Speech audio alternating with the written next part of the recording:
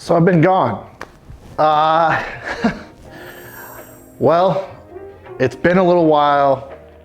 We've gotten a couple bike builds done. Some things have changed, and let's just call this season 2, episode 1 of MOTO-VATION.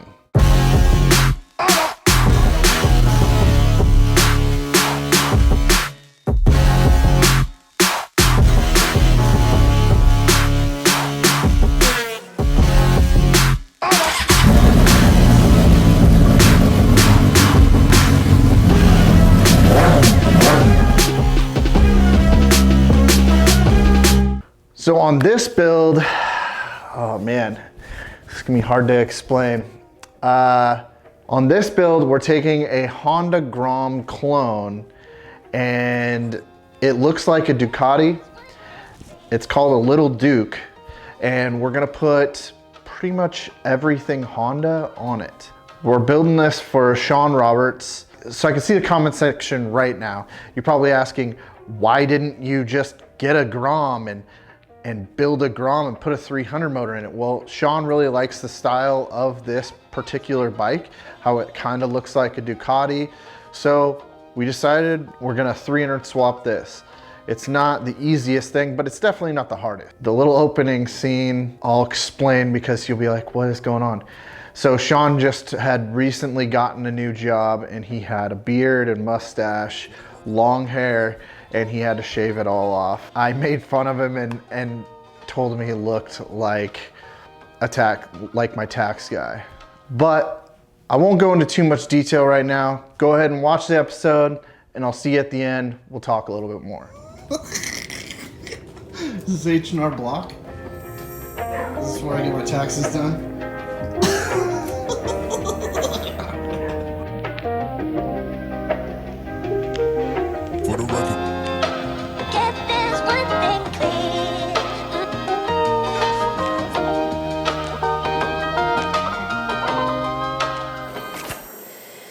So it turns out the motor doesn't fit.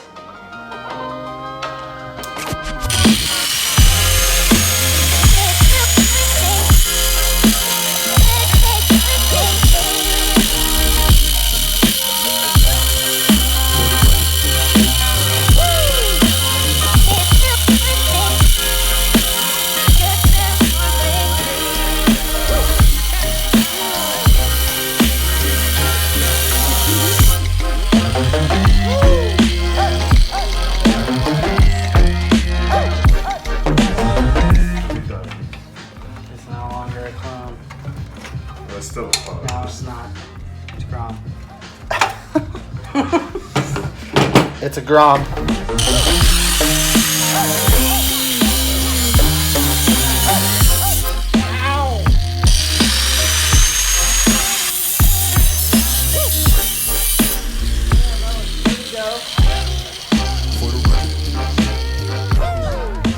I'm already invested. Damn, 300 swap and a fucking China piece of shit.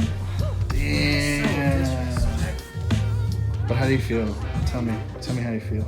Relieved. I feel relieved that it fits. How were you feeling like about 30 minutes to an hour ago? Scared. As we were chopping. Depressed. Chopping. Not no more. She's in now. Damn, with steady garage mounts even. Custom.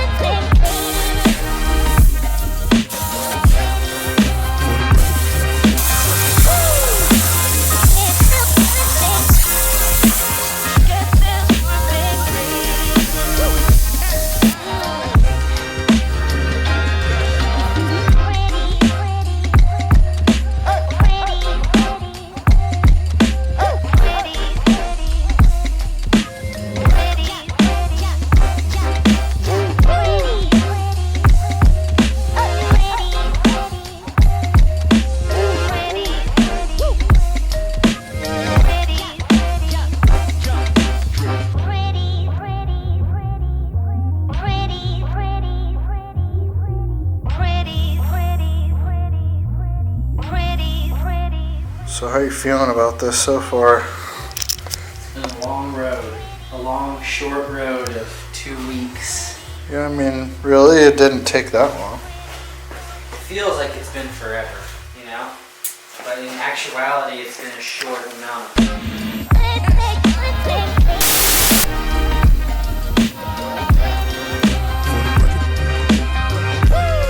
You ready for this? You don't give them So what type of bike do we got here, Sean? Tell me. What type of bike is this? This is a Badeo Jang Sao locomotive. Alright, so anyways, what type of bike is this? It's a Little Duke, 2017. Little Duke frame, no more, no less. Just got grease on the front of my hand. Just clean this piece of shit. All the tools it takes to assemble a Grom slash chomp slash Chomzilla. whatever the fuck this is. Chompzilla.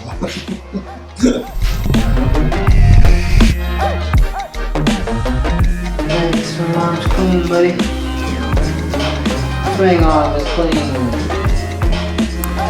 We're just gonna try and do a freestyle and then back out at the last second. you're like, swing arm is clean. I don't know what I mean, but I'm gonna kick you in your face and split your teeth. For the record.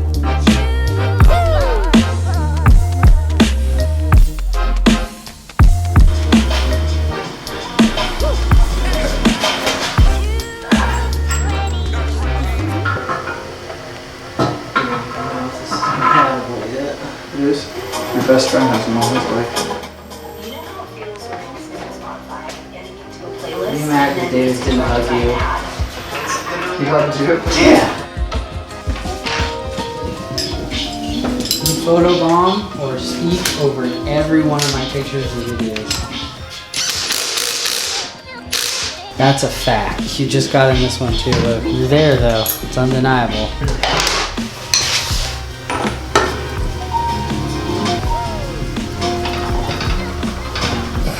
Bars Yep. for the last time. I think I've done this a few times. I know exactly what to grab.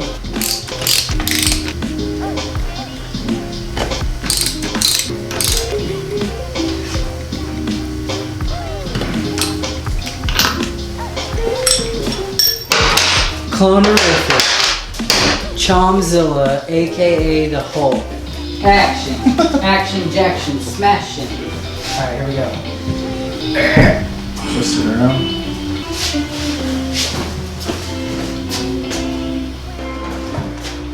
Brings the baby.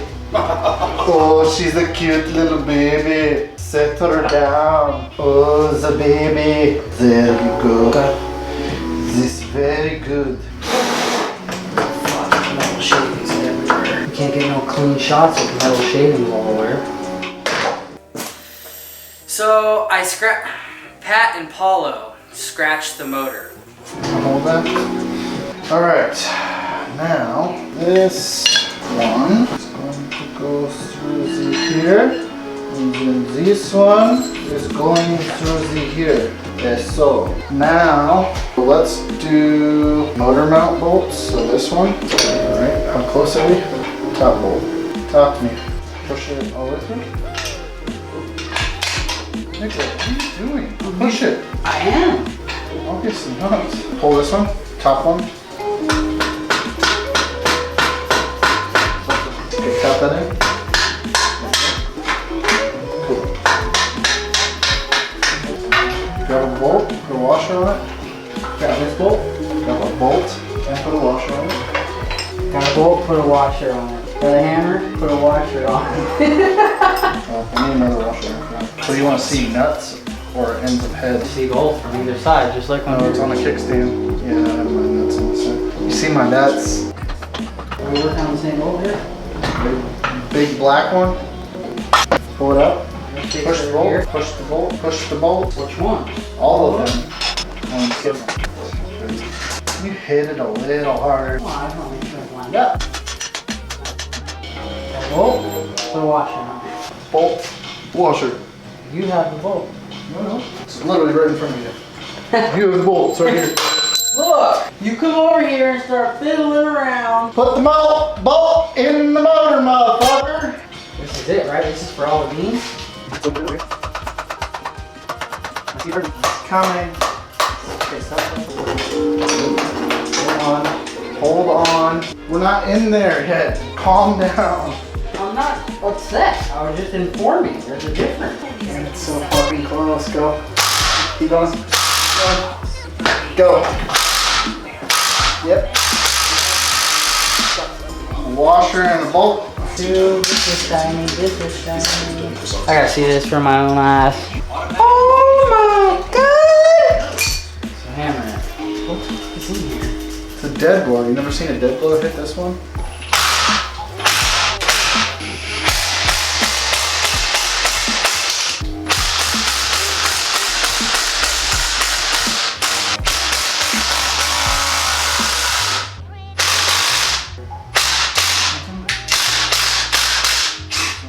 I literally watched it fucking suck over. That's good. Where's the bearings?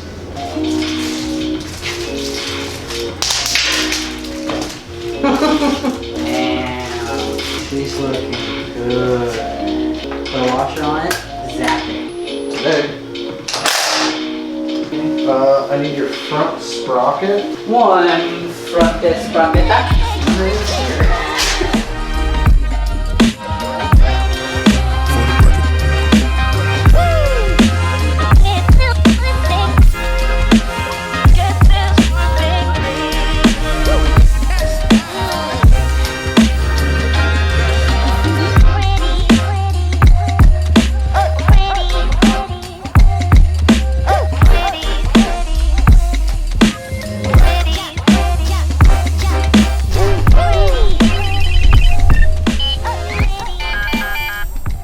Drive here, drive there, drive to get bolts, drive to powder coat, drive to get the engine mounts, drive to AutoZone, drive back, make more engine mount bolts, get the gas tank done, drive, drive, drive. Fuck!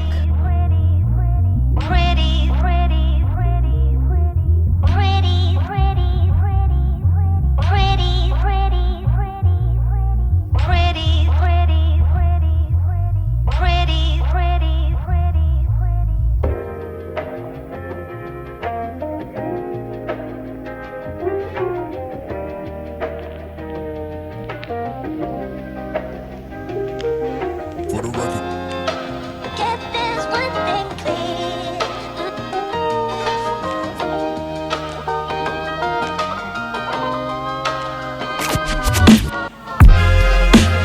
Get this one thing. Get this one thing clear. For the record. Get this one thing. Get this one thing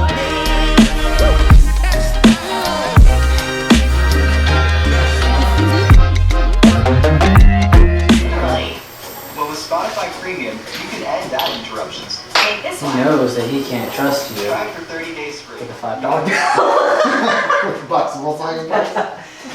I wouldn't trust you with the, what did you say, the last box of Volkswagen parts in the world. Alright. Clone build, part 1. Oh, stop. Need bearings. Stop. Hold it up. What's going on?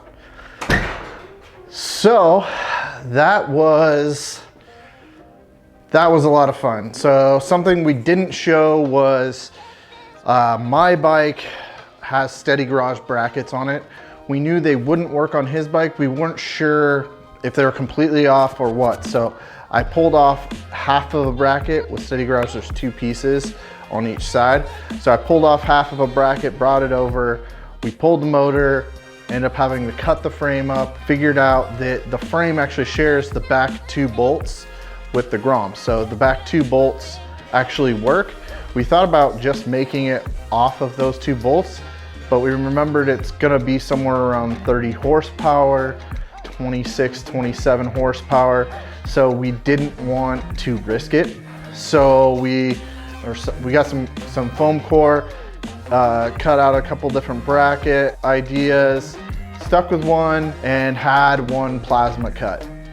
We took that plasma cut, took it back. We used my half to hold one side on so it would be straight, and then we modified that one, and then we took that one, modified off of that one, and so then we had our final bracket. So it took two brackets to make the final bracket. So once we got the final set, we took them back, drilled them, put them on the bike, had the motor mounted, everything, made sure everything cleared, everything was trimmed, and we sent those with everything to powder coating at 6651 Customs. Big shout out to them. They powder coated a ton of stuff for Sean. They powder coated a whole bunch of stuff for me. They will get my business and Sean's business again. Also 6651 did the plasma cutting. So if you guys ever need anything like that, definitely get a hold of me or get a hold of them. I can get you in contact with them. There was just a lot that went into this build. So at the beginning, we kind of forgot about filming it going together.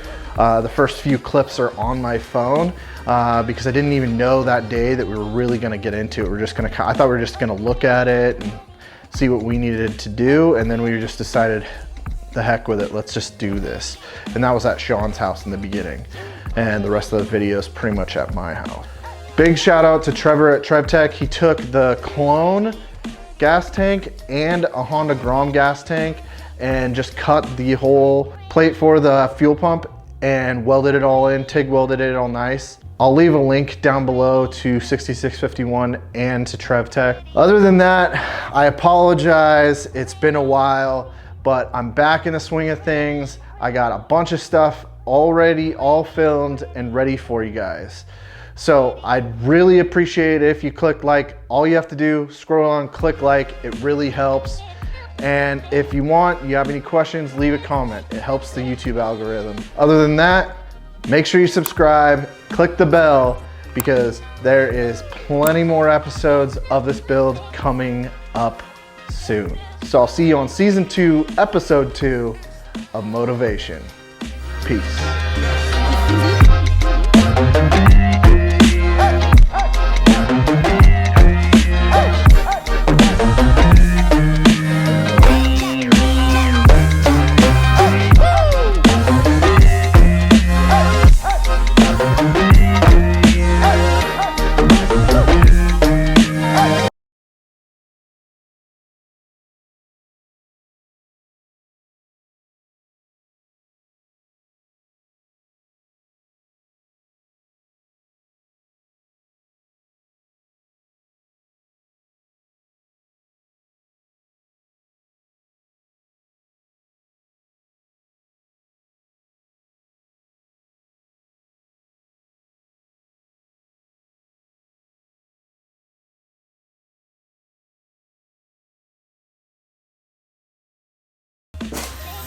So Pat and Paulo scratched the motor.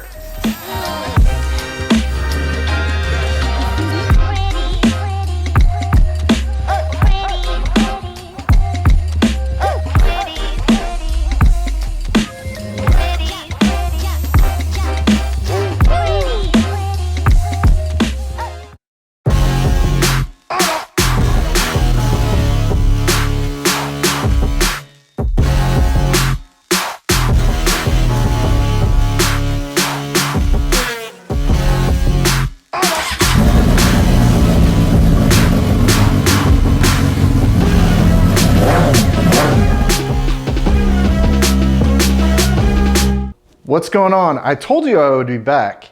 You didn't believe me, did you? So welcome back. As you can see, we got the bike a little bit together on the last episode. On this episode, things didn't go as planned.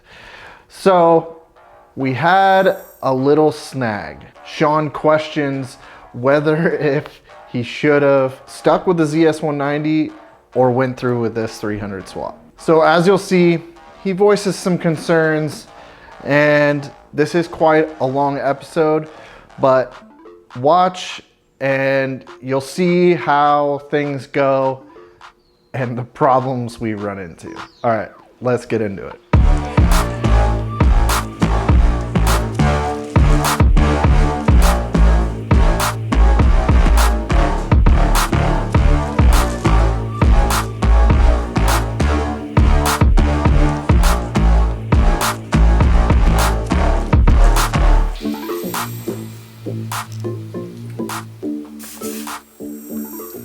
Turns out, gas tank doesn't fit at all.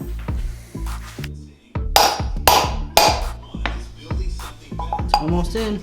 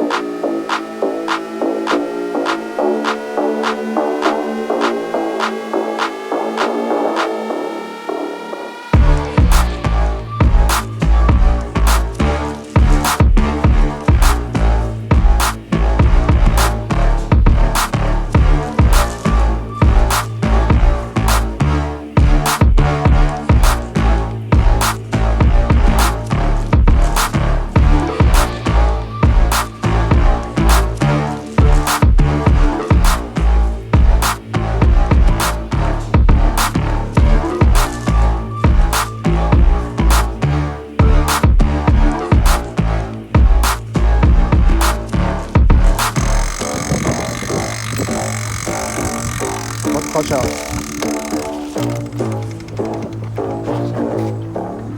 Fire her up.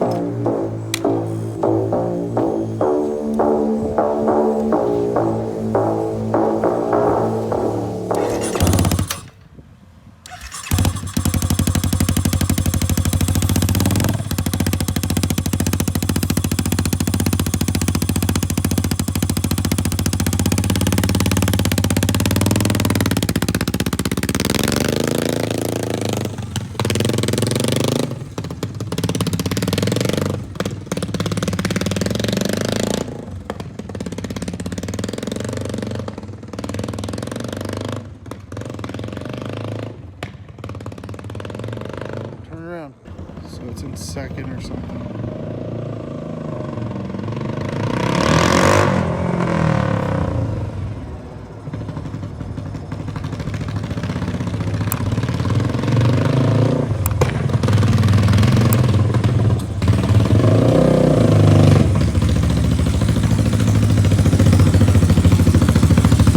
Well, we have a problem, Houston. This thing will not shift into any gears. We're gonna pull it apart tomorrow. It is currently 1 a.m. I just took it all out.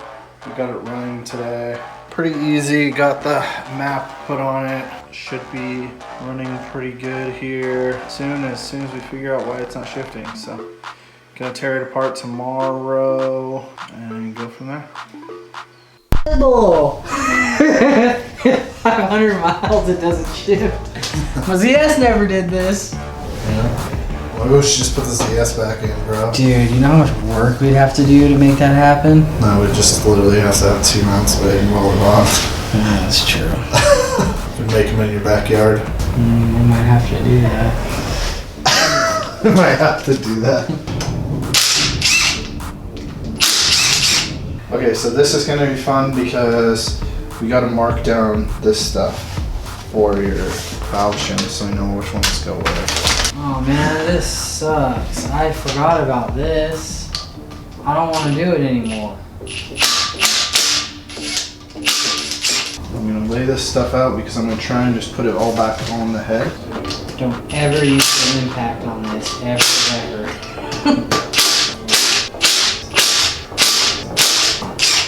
For Honda to play. So what? Honda engineering comes into play, like R&D, versus a ZS where everything's cast. And it doesn't matter. The quality on this is so much higher. Loosen these.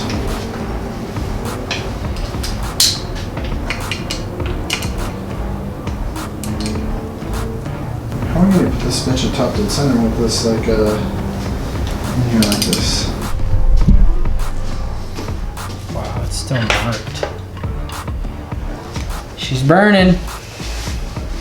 She's good.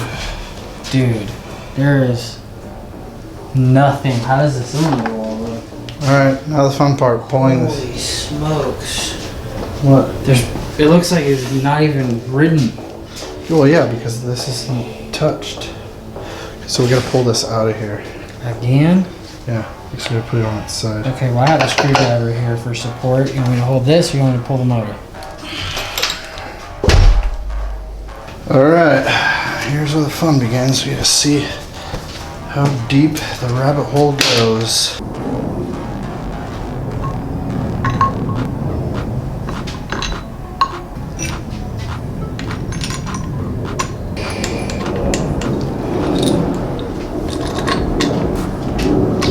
Cheeto chop.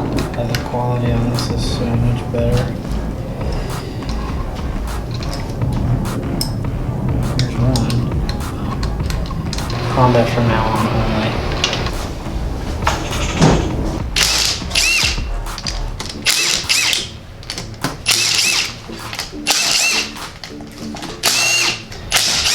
Stay your cover.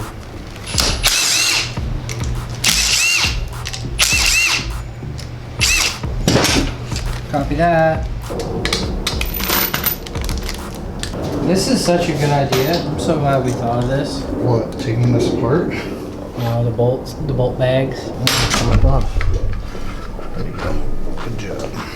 Yeah, and then this, put that in there. Can you put the dowel in the dowel pin spot? Yep. Alright, so if anybody ever needs to pull a flywheel off of here, the tip I can give you, I've only had this happen one other time. Usually when the motor hasn't been together for very long, you can take a rubber mallet and tap it all the way around and then get something soft and hard and just try and pry it and it might actually pop off. Don't apply any major pressure because you will damage the edge of this. Just an FYI. Short too.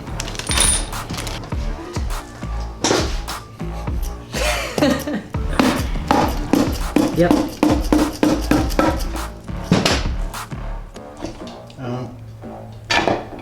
Careful. Flip. Case is split. Alright, so this is the gear shift indicator, and of course, everything is down in there. Oh, there's a lot of oil still up in here.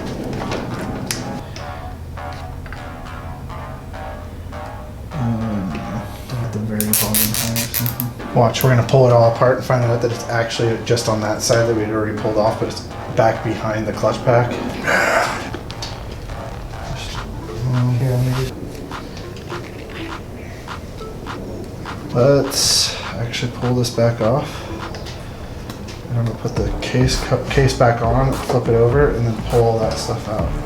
Might as well replace the piston while it's out. Alright, so let's pop this baby back on and put one bolt in it. So that way nothing's falling out.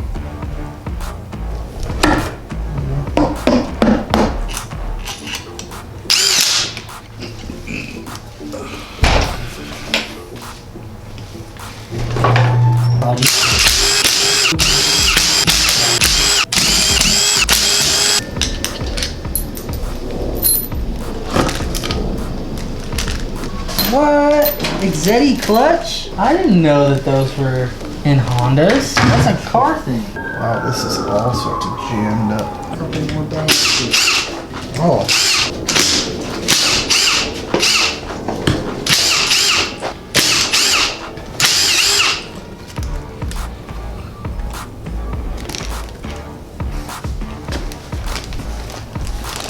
Clutch job. It's gonna be a long ass video, Pat. This is gonna be a full feature. Oh, look at the GoPro. A big socket. It's probably a 19 bigger.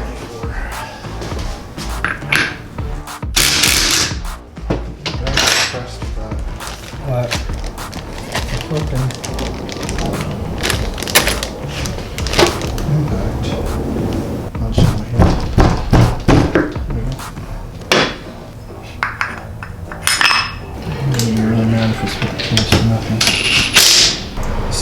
next to your shifter. So on this. Okay, so we got upper, we got a washer, grab that washer. Ow! Something's sharp that shouldn't be. This is the actual shifter. Oh yeah, right there. Shouldn't have split the fucking case. We just had to take off one side, huh? Yep. And we started on this side. Yep. But there's your problem. I would probably get this too. 'Cause this one's fucked a little bit right here. It's a little not round. See how that one's not round? So this could probably just be bent up. Dude, that's Obviously, fucked. we're not gonna do it. Okay, now I send him a picture. He's paying. Let's get some of the Honda Bond over at Just get it to Carter when we order the part, no? No, I said we just put it back together as much as we can, because technically we can put this whole side of the motor and everything together. So we didn't even have to take off the cylinder head. No, super annoying, huh? So you think that's what it is? It's just not allowing it to kick in. Guarantee you, gear. that's what you're moving. This is your shift shaft. Yeah. It's not hitting. See, this is why it's like missing. It was popping over the top of this. So this piece right here, Where is that piece that's broken is what I want to know. it's not broken. Look, it's just deformed, and this is bent. You don't think those chips mean anything? No, this is what, you know, that feeling that you're getting? Mm-hmm. This is it kicking on this one and one of these. It's trying to shift this, but it's not. This is what you're hearing, remember? This is exactly what you're hearing. This is just popping over and it's not like getting it. So we're gonna replace this little star and then this. But realistically, that's like a really good case scenario. Yeah, it was just something simple. Guaranteed that happened during the accident though. He was probably in gear, he slammed or it fell on the shifter. Ah, my shifter that I have is completely fucked and mangled in. It was bent all the way around. Well, at least we know how to take this bitch apart. And in 40 minutes. And remember, that was first time ever. Fuck out of my finger though. Fuck, dude. I can't believe we fucking took it all off. That's good though, because now we inspected everything in the whole motor past quality control, in my book. Well, and honestly, it's better that we took it all apart, because we're not like, oh, okay, this was it. And what if we didn't take it apart and something else was it as well? So then we just ordered the one piece. Now we know for sure, 100%, this is what's wrong with it.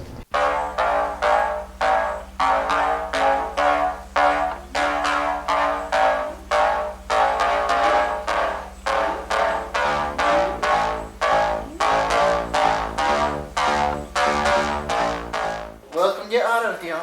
What's your year, make, and model? Yeah, I got a rubber mallet. What year is that for, sir? What's the year, make, and model, please?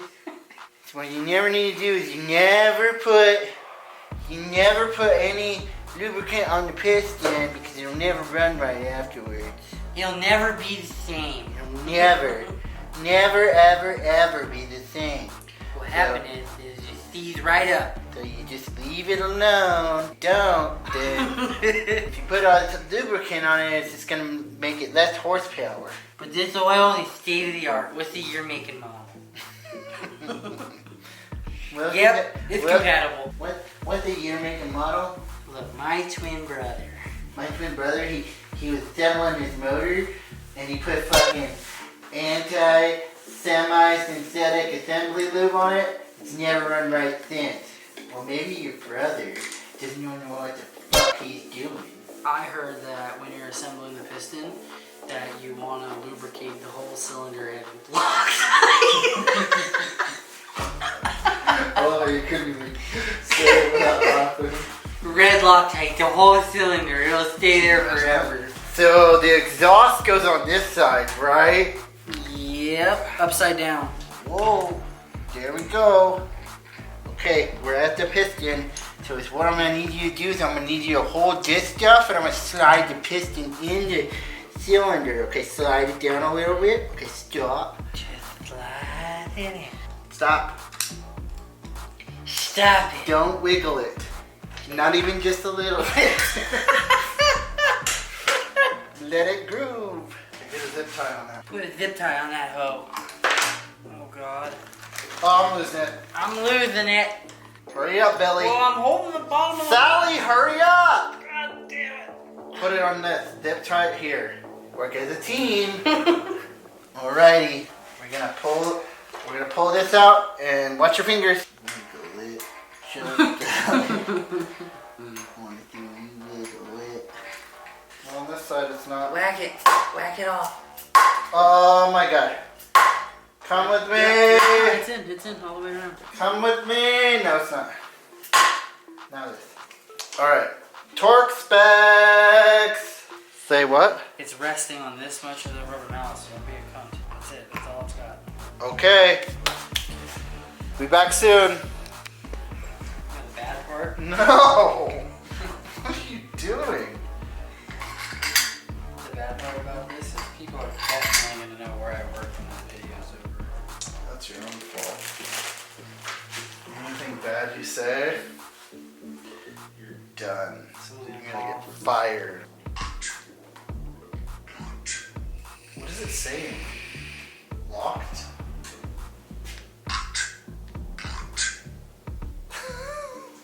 In what language? Hello, iProof. Suck me off. Hello, iProof. Power down. Power off.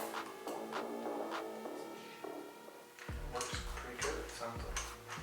Alright, so what you need to do here is torque it to 45 foot-pounds in a crisscross pattern. And have your friend stop fucking with shit. It's my motor and I'll ruin it if I want to. It's my motor and I'll ruin it if I want to. Ruin it if I want to. Ruin it if I want to. Just fucking, just ugga-dugga the shit. No. Why not? No ugga-duggas? Ooga doogas. Ugga-dugga. No one says that. Look it up. Ooga dooga. Ugga-dugga. If anyone says ooga dooga, it's punishable by death. Ugga-dugga. It's not. Alright, we want to hear in the comments. Is it ugga-dugga or ooga-dooga? It's how many ooga doogas? We're going to look it up right now. How many foot-pounds of feet is it? 45. You look at that. I'm not gonna type out ooga dooga with this fucking dildo. Get to it and I'll type it out on my phone. Okay, you ready? It's going to be 45 foot-pounds.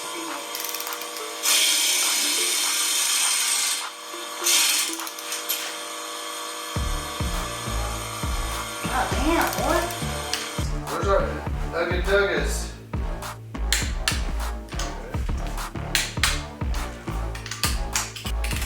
Can you hold it still? It's fucking jamming me in the throat.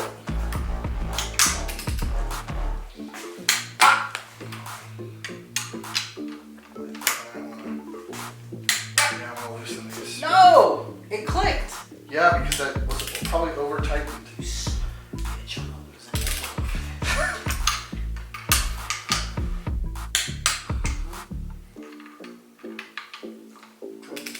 Again, I'm gonna knock you out.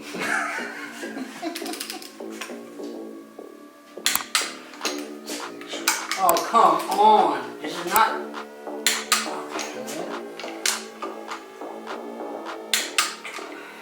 Always make sure that you have more than one torque wrench because you want to make sure that you don't over torque stuff. Okay. And Husky is some bootleg ass shit. Apparently. Bootleg. That's the word of the day, folks. Bootleg, bootleg, bootleg, bootleg, bootleg. And then when you edit, you go bootleg, bootleg, bootleg. 10 foot-pounds. Dude, no one says you can do that. Watch Shut the fuck DSM up. versus bike bullshit. I care less about anything to do with DSM because of you. Cool story, bro. A whole bunch of money into my car. And I think it's faster than street bikes. So I find guys that barely know how to drive. You can only twist the throttle so hard. Whoa, hey, come on, man. Why are you paying attention? Okay, the R6 is hauling ass. Oh. You got On the fast top, like man. you were standing still. That's what happens when you got a big turbo.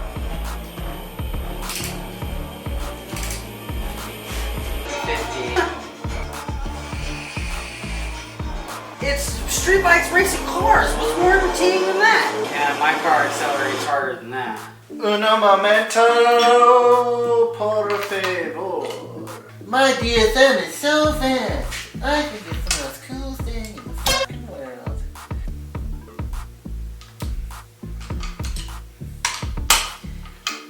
buddy? I don't think this is the right size. It's a 17. What are you talking about? Nope, motherfucker. Like that?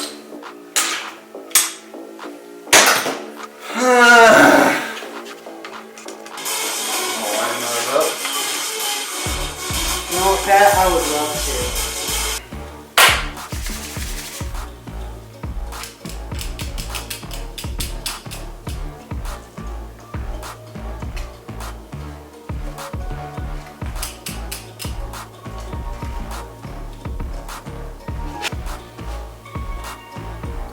This is the wrong program, Janet. Let's try one. Go to this one.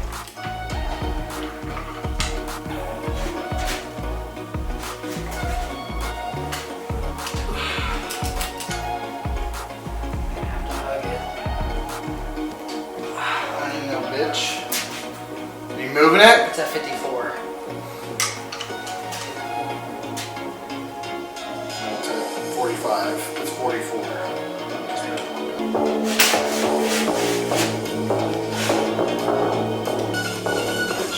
Stop you. Alright, I'm getting sick.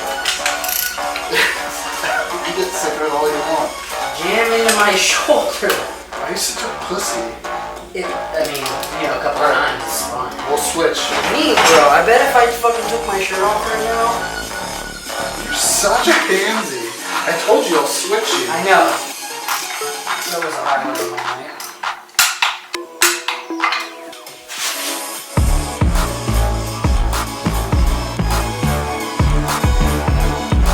Hold on. Get out. I was slipping like on my hand. Let's get this together and throw a rag on this bitch. I'm getting delusional.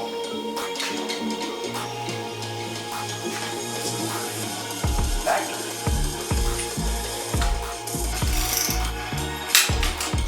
That's it? Oh wait, these get 10. I'm sorry. Hulk.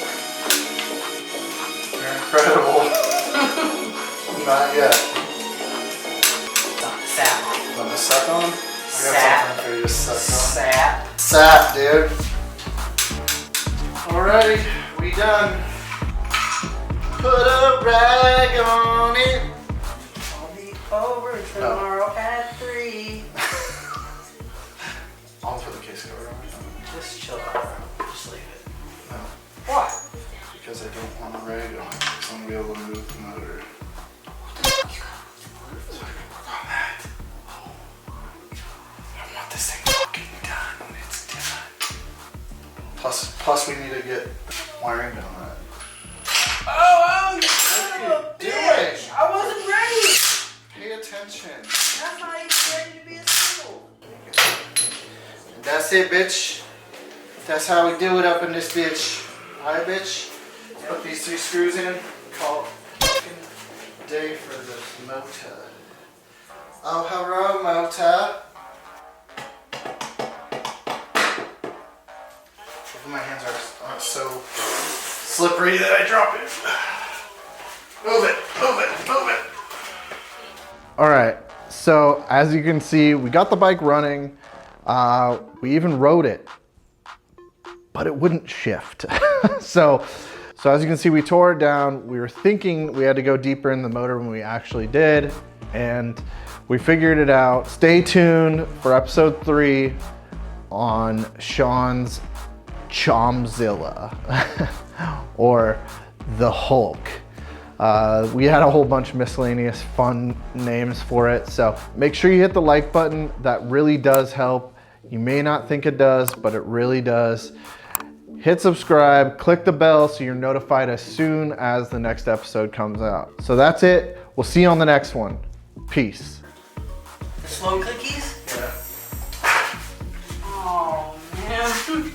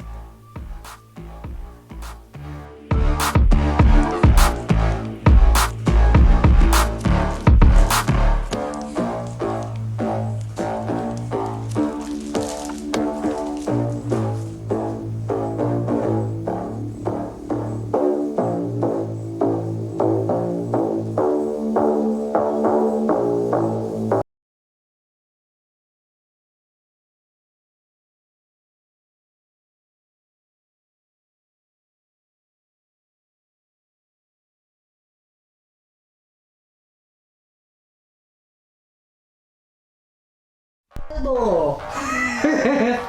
500 miles, it doesn't shift. My ZS never did this. Why would you just put the ZS back in, bro? Dude, you know how much work we'd have to do to make that happen? No, it just literally has to have 2 mounts of it and roll it on. Yeah, that's true. Ow. Something's sharp that shouldn't be. This is the actual shifter. Oh, yeah. Right there. Shouldn't have split the fucking case. We just had to take off one side, huh? Yep. And we started on this side. Yep. But there's your problem. I would probably get this too.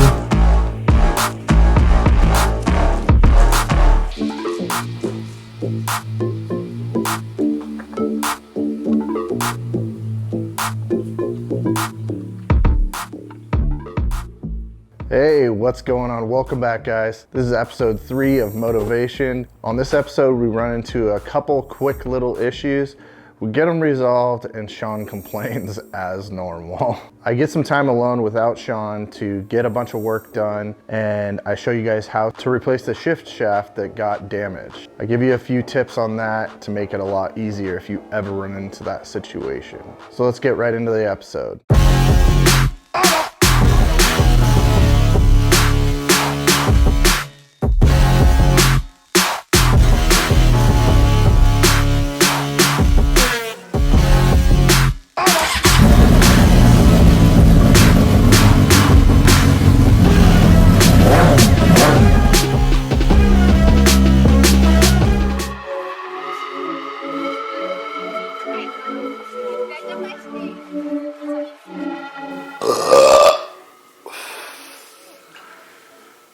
I was just blowing smoke for you. Yeah, well, I know the story of the girl who cried a river and drowned the whole world when she smiles. Jamie's got a gun. It's very important. You can call me for any of your headlight, taillight wiring needs. I'm an OG with wiring, bro. Where is my 19mm socket? Dude, this is gonna take like 8 years. Okay, hold on. It was on the impact at one point. You took it off the impact. Why does it smell like burp over here? You burp over here? I could probably.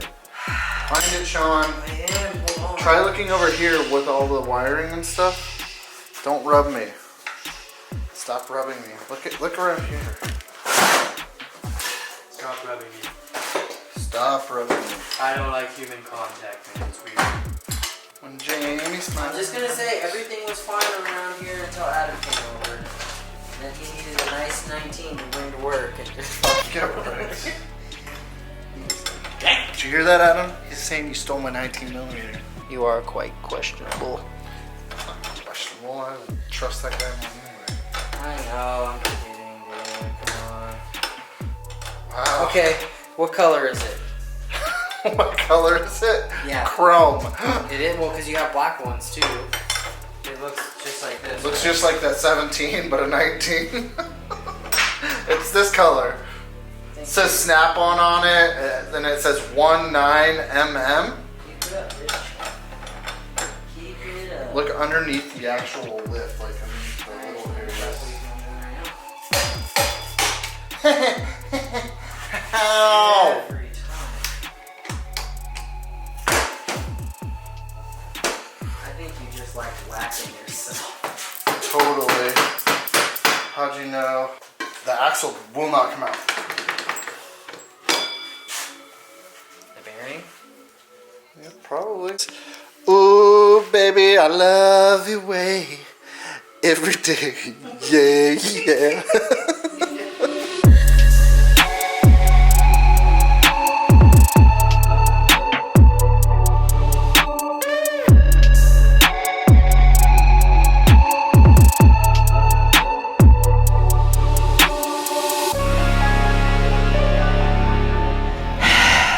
Pat makes me buy expensive parts. What the fuck is wrong with China parts? It's gotta be. Why does it have to be this? What's the fucking difference? What happened to the good old days when a dude could just plasti dip his bike? No! Powder coat, all the things. My choice? Nope. Yeah, you know what else? Powder coating's not cheap. Lesson learned. Alright, so I'm working on this, as you can see. I'm doing something Sean doesn't know, which is I'm going to make something for his gauge cluster. I'm not satisfied with the mount I made. I'm very limited on fabrication tools. There's this gap here. I don't like it. Sean was happy with it. I'm very dissatisfied with it, and I figured out a way to resolve it, hopefully. I mean, I did, but how good is it going to look is the question. So this is the bike as it sits right now. As you can see, no motor in it. We were waiting for a couple parts. As you can see over here, this is messed up. So you can see, like, it's broken and chunked away. I'll put that in later. So these are the only parts left to install, and then he has to get his exhaust done. So yeah, still gotta wrap this. So what I'm doing here is I am going to make a trim ring. I made the bracket, but I don't really have fab tools here. I don't own many to be able to cut and weld properly. So I'm just gonna make a trim ring that goes like this around, and it will be painted black. I only do as good as the tools that I have necessarily.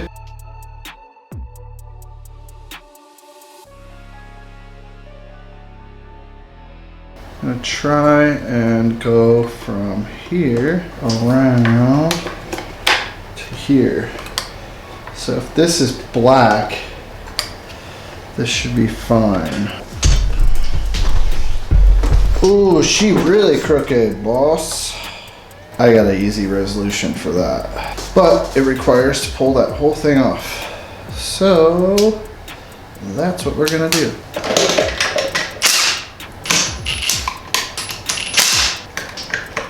So we're gonna make these holes bigger one way and the other.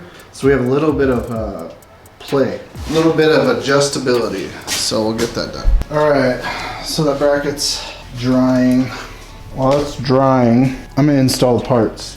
I'm gonna make sure we get this all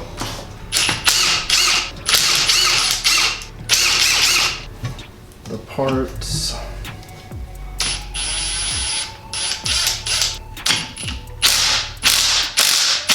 So we're gonna replace this, the pins that are in there, and that shaft. Right. Pull that one out. Pull that one out. To put these ones back in.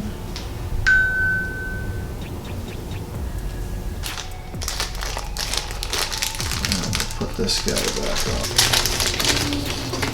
Like so. I'm gonna put some Loctite on that. And then we're going to tighten this on. And put in the spindle. On this, you want to lube this. Put this in.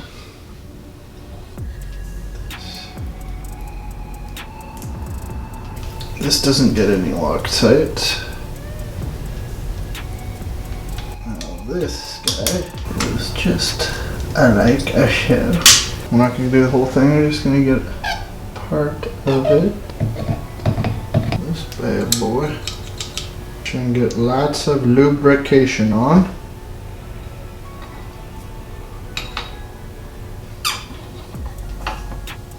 Ow.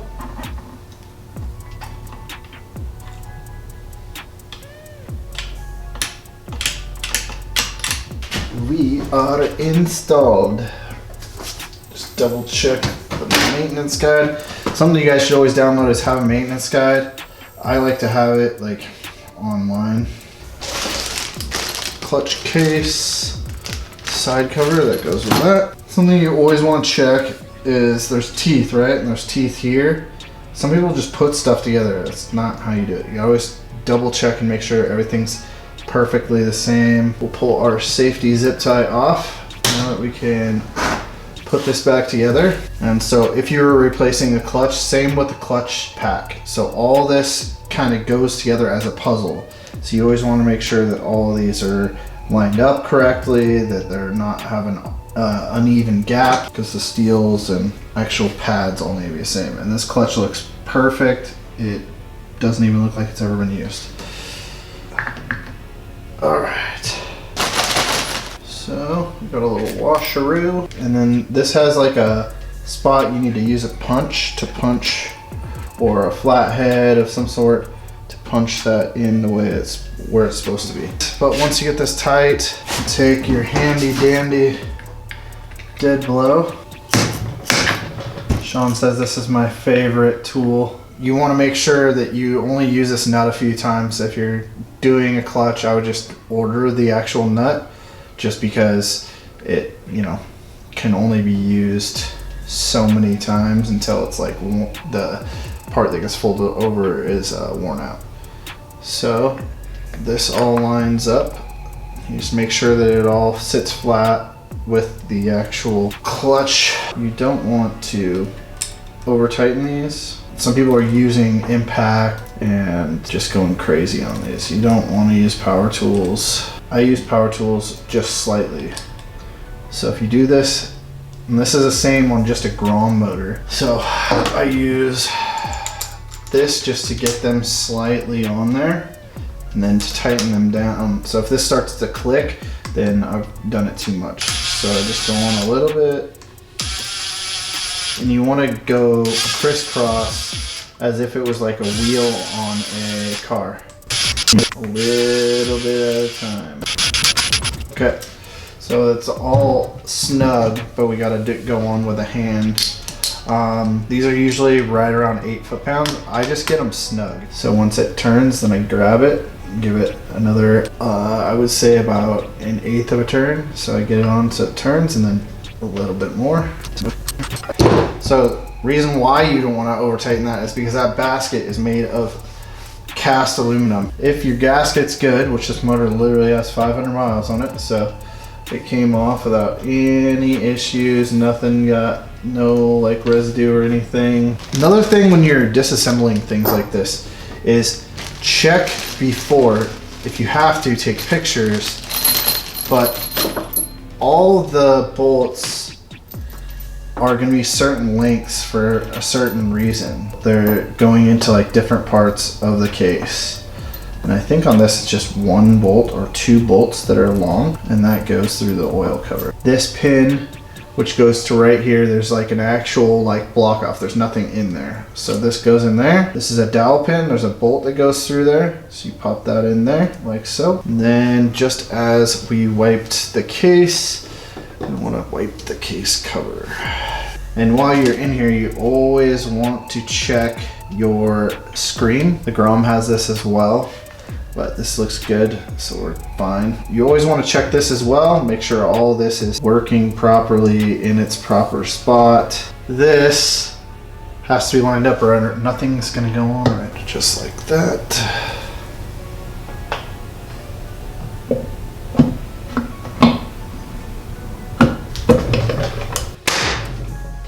And once you hear that snap, it's in. So this is the long bolt, it goes right there. Do you want to put Loctite on any of these? No, you do not. Why? Because it's going to come apart at some point down its lifetime. And all these can go on. And if you ever go to assemble a motor and you have some different levels of ones, the thing you want to look at is if this one's like, so if this one goes in here and it's like way up here and you have like an inch gap, that bolt doesn't go in. While we're here, this is in the same spot. So do our oil line. Just gotta make sure it's clean. Sure this is clean. Sure. And you're gonna go crisscross pattern as well. So I start with the long one. Same thing, don't over tighten. But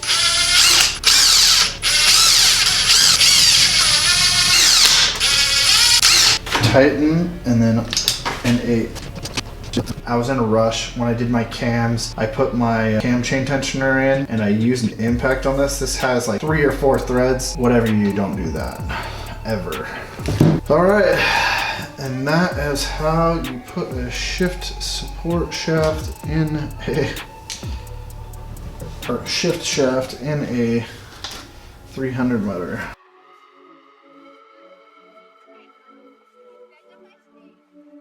There she is. Put the starter in and be done. This one I'm using as a ground for the motor.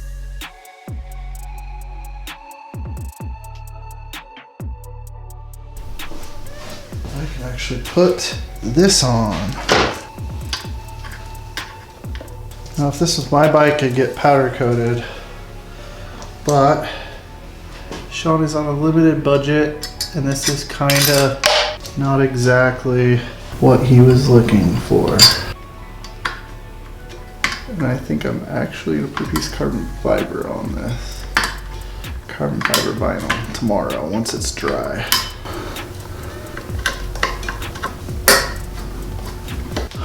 I think that came out okay. It ain't perfect, but it is a lot better than it was. Now, this is a little bit of a pain in the butt. It all fits together a little tight. And like that, we are installed.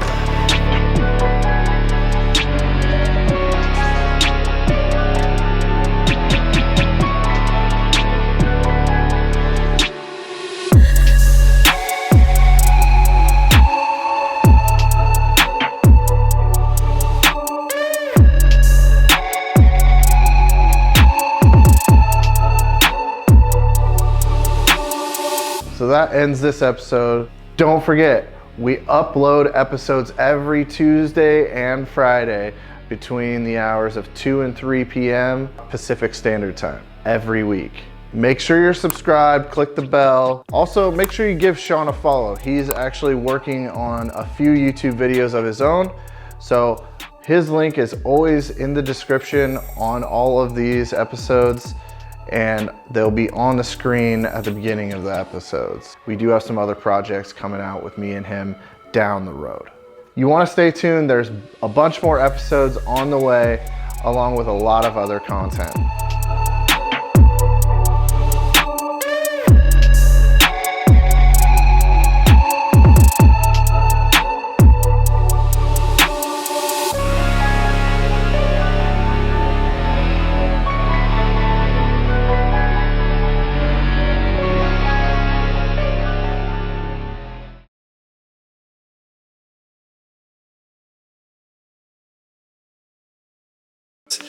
Ooh, baby, I love your way every day. Yeah, yeah.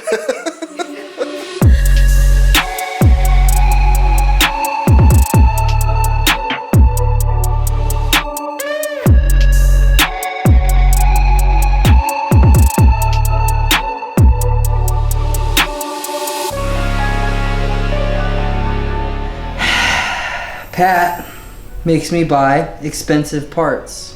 What the fuck is wrong with China parts? It's gotta be. Why does it have to be this? What's the fucking difference?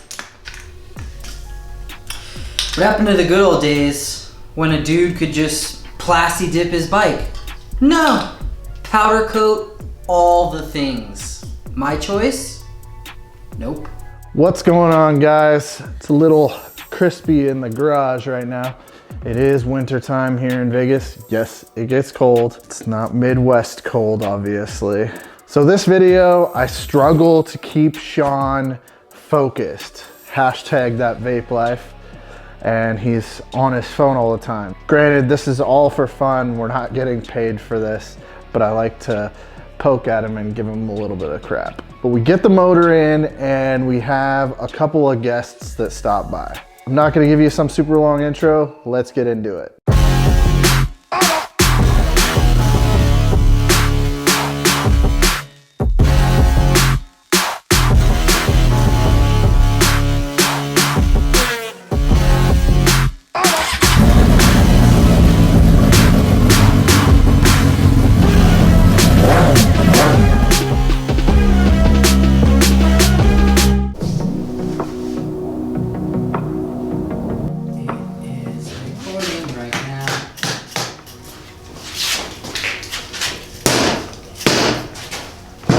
can check the other side of the wheel and see if it's not aligned itself. Getting close.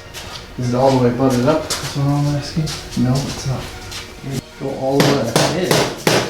Touching now. There we go. Nuts are touching. He's never working. Always on his phone. For example, check it out. Yeah, that's why I'm doing this right now. It's because he's over there talking to his girl. Oh, what's up, babe? You want to do an anal tonight? Always texting. Always. But yeah, watch the whole build. You'll see nothing but me doing the work. I mean, I guess I am editing it, so I could make it. You know, if I ever have a bad day, I can just take it out on Pat. On the top? What am I holding top with? With the wrench that's on there?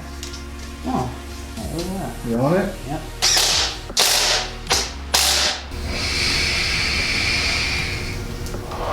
Frame, so not the motor, the one right after it. Woo! My knuckle's stuck. Okay, back to the top. The very, very top. No, the actual mud bolt. Gonna go all the way to the bottom.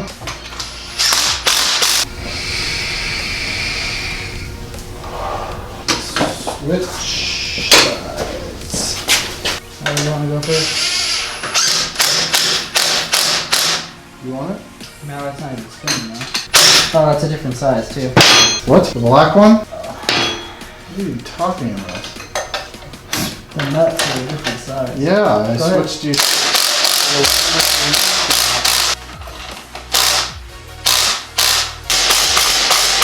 Well, you just got a few more rotations. Ah, it's spinning.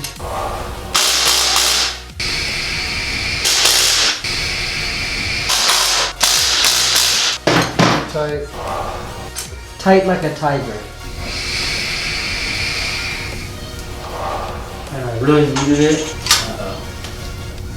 What happened? Fucking cunt.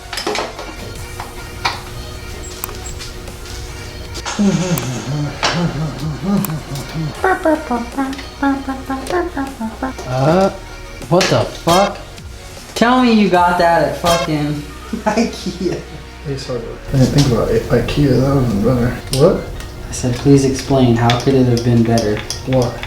buying mesh at IKEA? That would have been what? That was $20. Well, No. It was 10. 5 in there. You want to start plugging in all that stuff that's underneath there? yeah, as soon as I put this sprocket thing on, just a little off. Why does this not look right? Spin it 180 degrees. Figure it out. No. Not yet, but I will. No, that is off. So we flip it. No, you don't flip it. It goes only rough side down. And if it doesn't line up there, it lines up right there. Who taught you these things? How did you know that?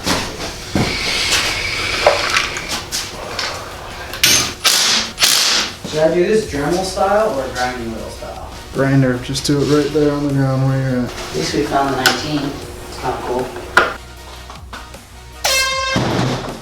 You know how to operate that, right? Put it on my paint it. What are you doing? I'm looking for a good angle. Here, how about this? Let me help you. I don't want to cut your enough. Nice. Stop a little bit.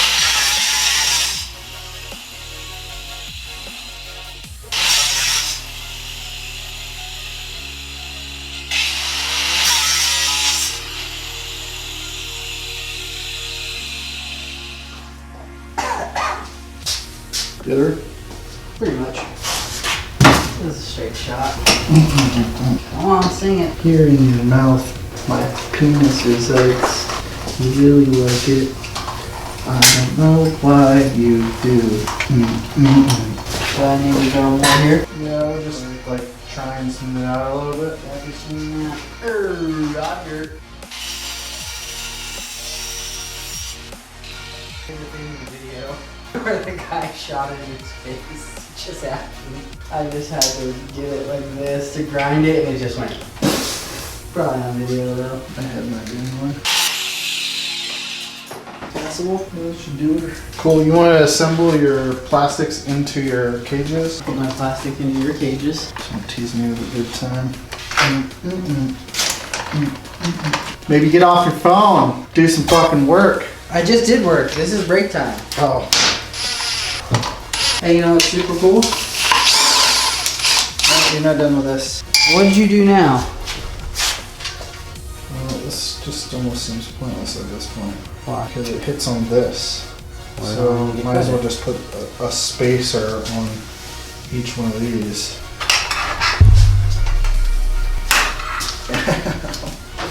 That hurt. You son of a bitch. Trimmed her all nice and good. That's what she said. Should be 8. Oh my god. Don't tell me why you're missing like that. Fucking Sean. Oh, it's you. You're a Tasmanian devil. I haven't touched anything over You there. just fucking run around the garage. Davis, bro. I'm gonna fucking cut you. Look, and there you go with the violence. There's just no winning. Don't insult me. Oh, so Davis is an insult now. You hear that, Mike Davis? Fat Pat said it's an insult to be called Mike Davis. That's just like telling me I'm slow. Hello?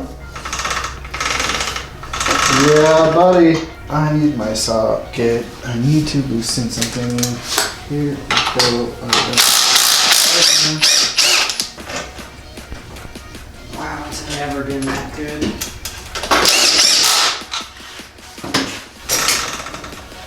Yeah. Are you sure you didn't use that screw for nothing? What screw? On these. Nope, I haven't touched those. I don't know anything about them. Whatever you want to do, Pat. I don't want to say anything. Huh? What? Screw's gotta be around here somewhere.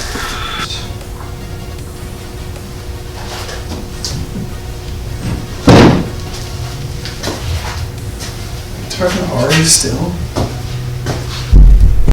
No, he did alright. For a noob, for a first full frame off build, he did alright. Not bad. I mean, still got a long way to go, but you know. Put down the fucking air horn. He thinks it's real cute, always playing with the air horn. Never gets old.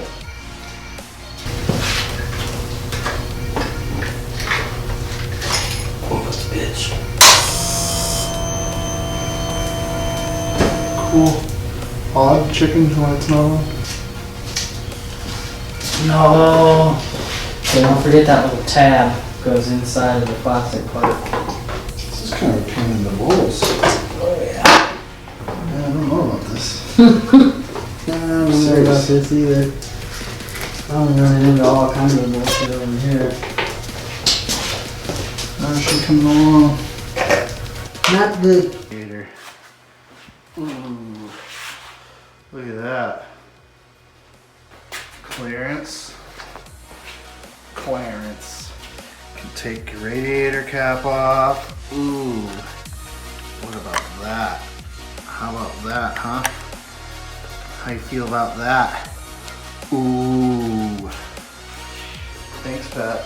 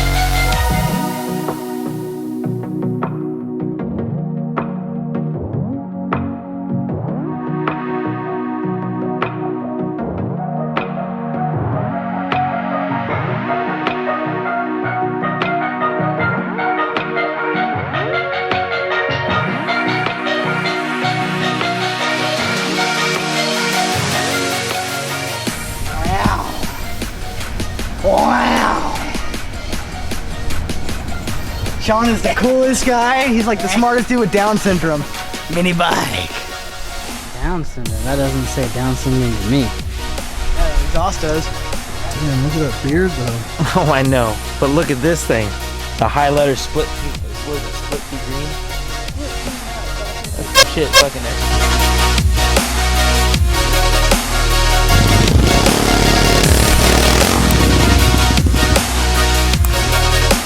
That was the best.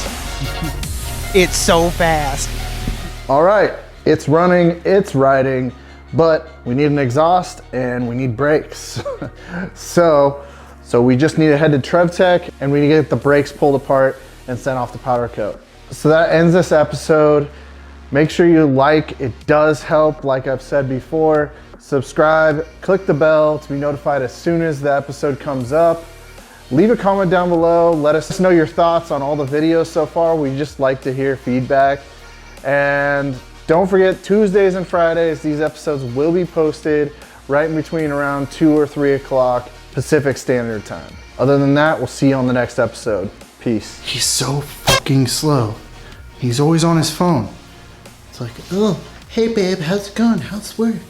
Always texting, always. Watch the whole build. You'll see nothing but me working. You never see Sean work. Why are you laughing? And then this is all the stuff that we marked down to do. We obviously needed more, but this is our little checklist. You know, all the basic stuff. I just don't want to definitely say fuck Sean. Don't worry, it's weird because it's on Sean's list of things to do is to fuck himself.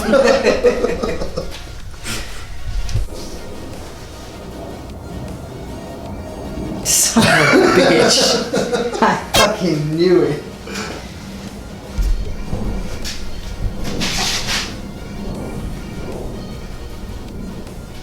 Let me hear it.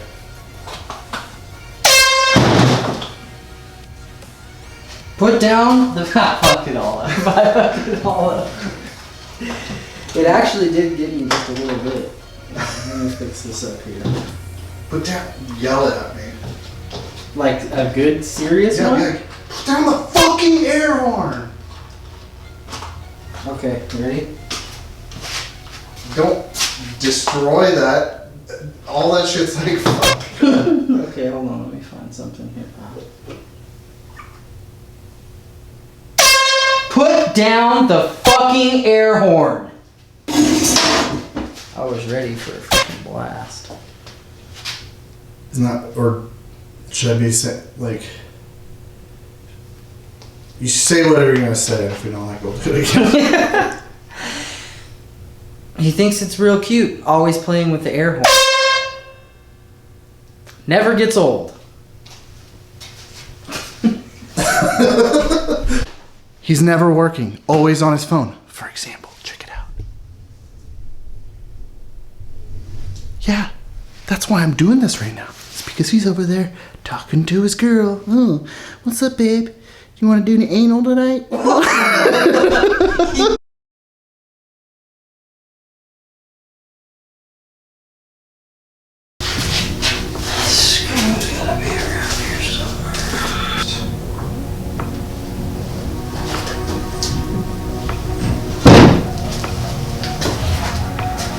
Talking about Ari still?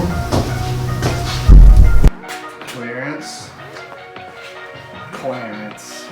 You can take your radiator cap off. Ooh. What about that? How about that, huh? How you feel about that? Ooh. What's that?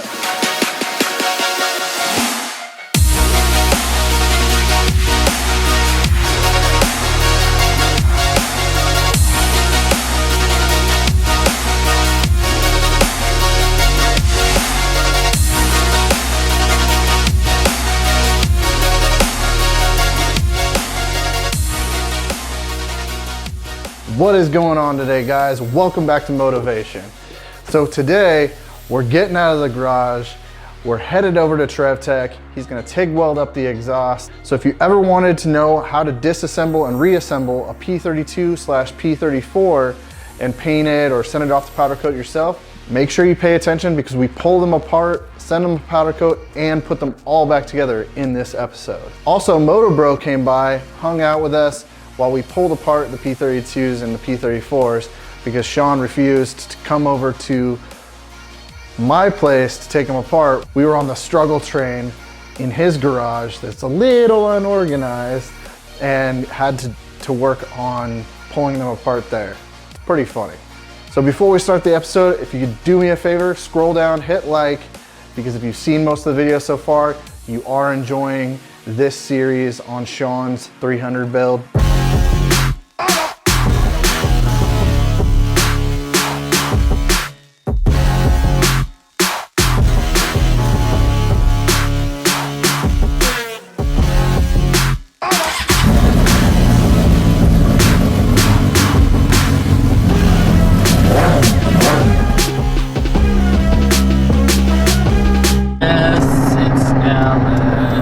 Hey man, I'm in the middle of a verse. So, are you excited? This is the final Dallas trip. Boulevard for 1 mile. Out to more. Northtown. No more trips to Northtown. Should be filming my gas mileage. I think it's up here. Dude, if people don't stop slamming on their brakes in front of me, I'm gonna lose my fucking mind. Did you hear that? I hit my horn once and it went off twice and it said burr burr. Man, Take the next right, then turn right. Your destination is on the left. look at those beautiful green eyes.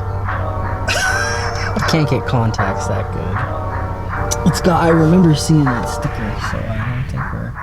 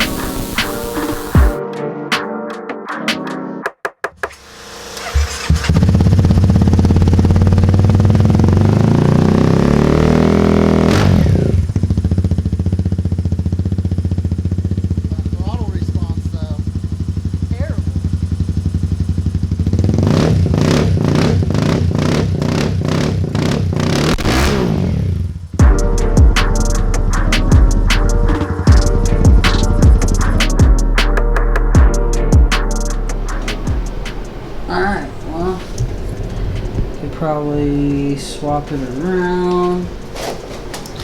Do you like some rough sandpaper? Yeah, I have all the papers. All of it? Every paper. The rolling papers? Ooh, I don't do that no more. I bet this guy's got the rolling papers. Joey's got that ugly haircut. Yeah, bro, you need a haircut. On a 150cc That's a engine. gain right there, boy. That's a gain. Who knows what this is? That's 90 horsepower. You never know. Let's see. I don't remember the way that it goes in. Yeah. Your GTG. Probably start the shot like that.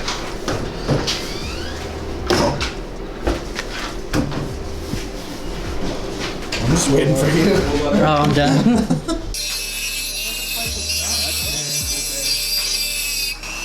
What?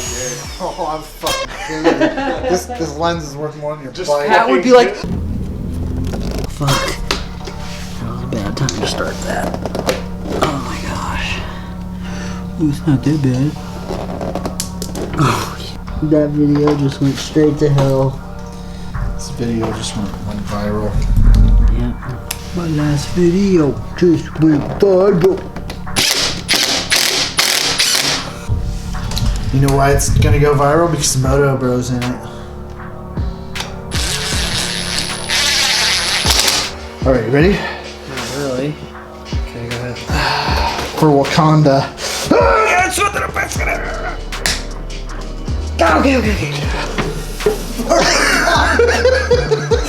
Fuck, dude, we need an impact bag. This is why we should have done this at my house. Oh, you're doing it way wrong. You need to use this. Yeah, exactly. He said like 3 grand, 2 You grand. wanna wrap it in a towel? I would have bought that shit for 2,100. You lost. Oh! I just would have told you. Oh! Good thing we're powder coating it.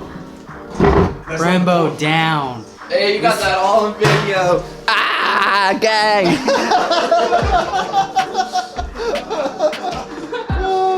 She bounced like a basketball. And Joey about to get beat up by Mike Davis. Nothing. I was about to get laid out by Mike Davis. What? No. I'll knock that old motherfucker on his ass.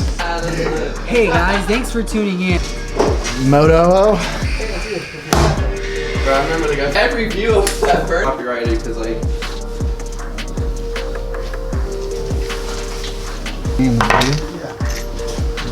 Oh, angle it, Joey. That motherfucker. Okay, so when I open this, there's O-rings inside of here. So you see them? They're right here. These two. Yeah.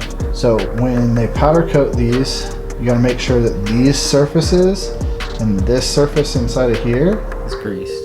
No. When they powder coat, and like so, anything that has a smooth surface on the inside here can't be powder coated. So I just made sure they didn't powder coat the inside of this, and then these.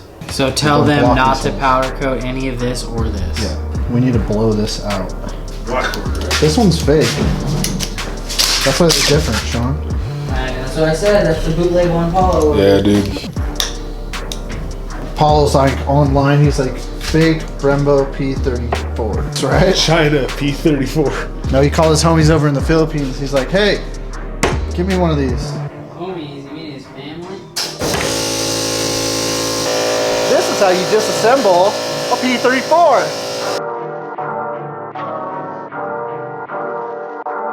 Telling you, man. Thumbs up. I need your strength. What is happening? Here's a rag. Helps you. You got this shit? Oh, MB gang on the cam. Now I have to put an executive producer, Moto Bro. Ready? Go for 1, it, bro. 2, 3. Oh, see that one? That one's kind of pretty. Oh, see?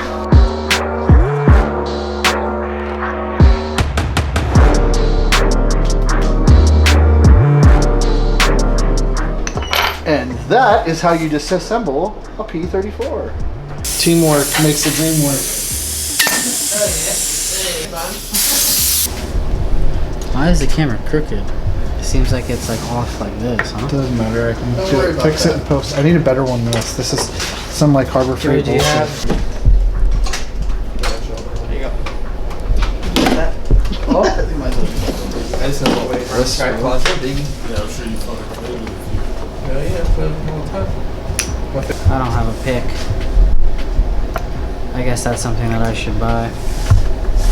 Little pick set. So that one. Yeah, I set it down so that it doesn't And fall and this shoot one. me in the face. I've thrown bullets at the ground and had them explode before. It is how it works. I've literally done it. Bullet, grab it and slam it on the ground a few times, it'll go off. Don't do it in here. I don't want to get shot. That's like, oh! Really? Remote start? I would have laughed if it was in gear. It's like, fucking. Knocks over everyone's bike. Just a 300. It's the only one that matters.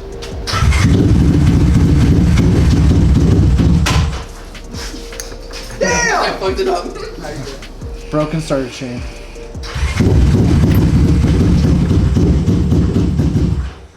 Until I've done this before. All this for some white powder coated Brembos. You're crazy. Well, you want the bike to look good or do you want it to blend in? I don't really care. Alright. He lets his riding show. I just want to ride it. It does look very pretty though. And like that, you've disassembled all your calipers. Whoa. Bust down, Tatiana, bust down. Them 600,000 followers. What the fuck? Homie got pink eye. Nah, man, I got a damn sty in my eye. This shit hurts, dog. It looked like I got punched by a donkey. Bro, let me get this. No, Let fuck me you, get get this. off.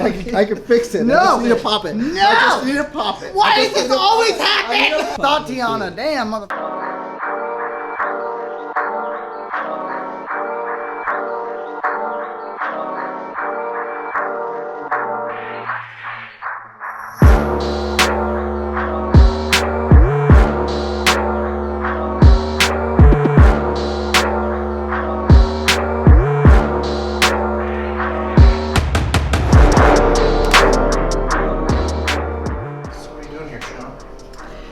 I'm greasing the Brembos the proper way because we don't half-ass. Oh, I had to say. Yeah, we're doing shit the right way around here because I fucked up. That's what we're doing. Had Joey hold a little piece, fucking boom, blew them out, inspected all of them. Risk scratching something. So what are you doing right now, Sean? What are you making sure of? I don't got no grease in my little holes. Don't want no grease in there. Because I wanted Brembos ever since I was a little boy, and these are the only ones I could afford. I mean, honestly, that's what it was. I wanted Brembos on a car for a long time, and then I found out they were like $1,200 or more a piece, and then motorcycle ones are only $100. So, guess who's got Brembos now, bitch? Don't you love the smell of grease? No, it literally smells like a fart. Hopefully there's cool music playing right now, not the stand of that fucking little fan on there. Come on, baby. Oh, she's slippery now. Go in your home. So that's... Get it nice and loose up. God, this stuff smells like a fart.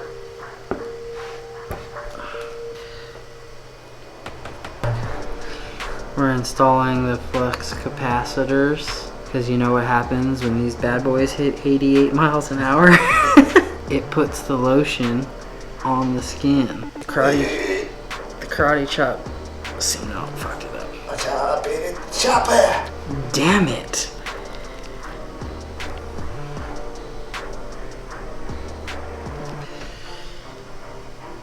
Yeah, I couldn't figure out where these went. I was like looking and I thought they went on... I'm guessing that's gonna go here because I'm not a Brembo master. Oh, that's good.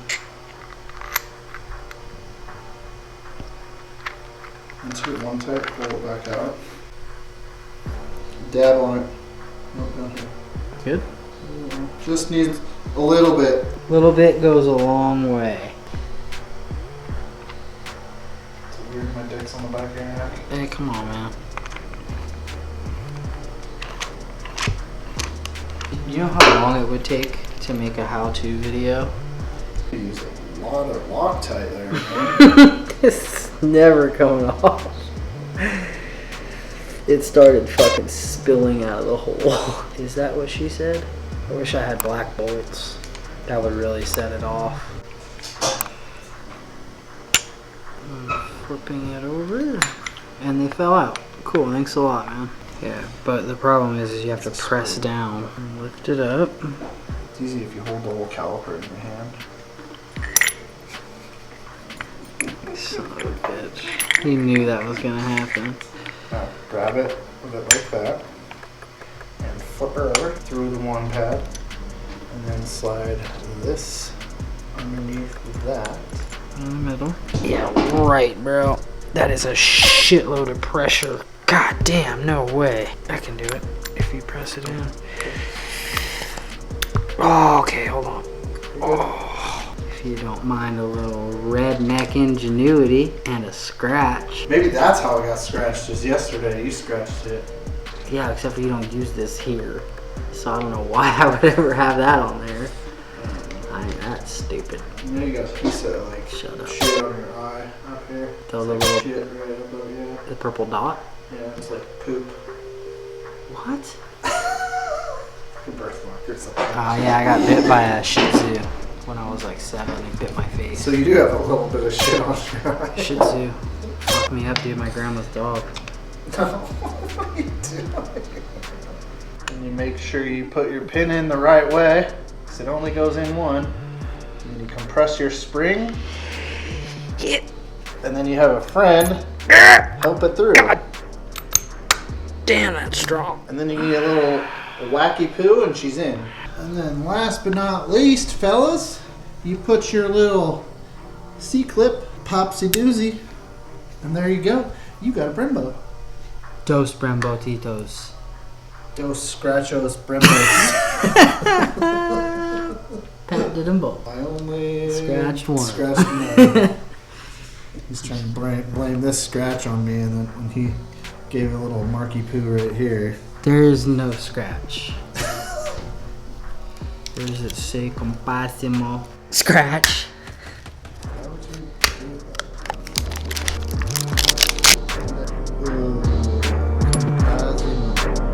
And a tiger. It's like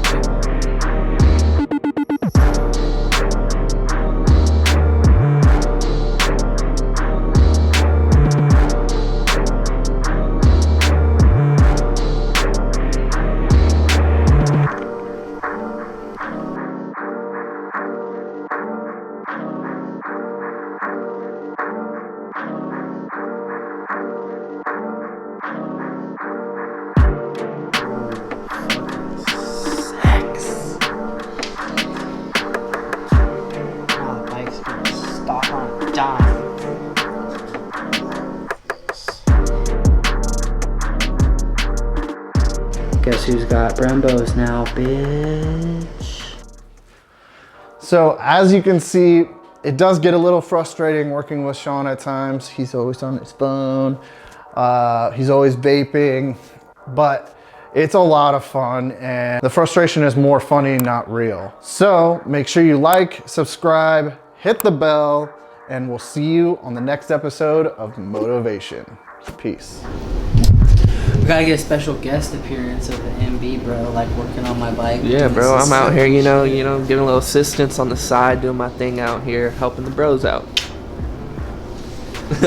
Why you like those so much? Because it's the best way. Why do they put them on all big bikes? Because they're idiots. Oh, okay.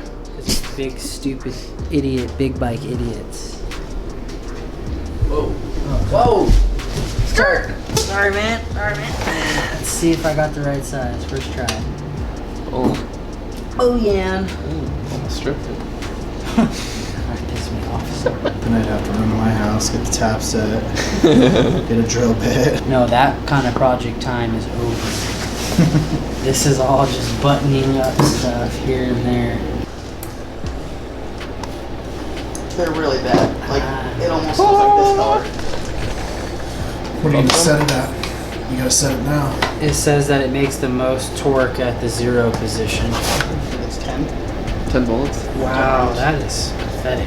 It's crazy. This is a shotgun, It's a right? stock one. This is a shotgun, right? If you snip the stock one, it's way small. You might want to trim that, by the way. Yeah, I said if you trim it, it'll be small like that. What do you mean, like shave off the...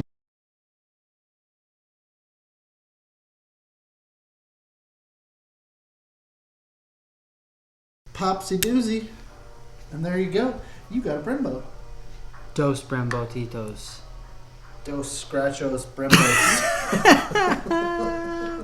Pat did them both. I only Scratched one. Scratched one.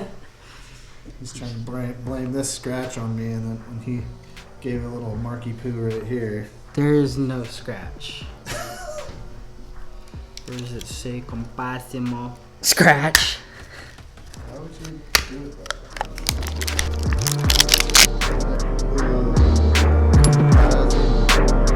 And a tiger.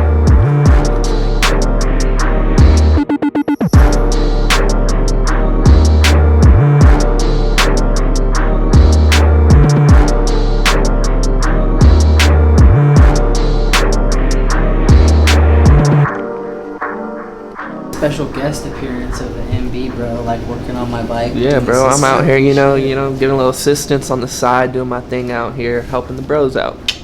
Welcome back. So, this episode, pretty straightforward. Sean shows us his Spanish skills. Just kidding.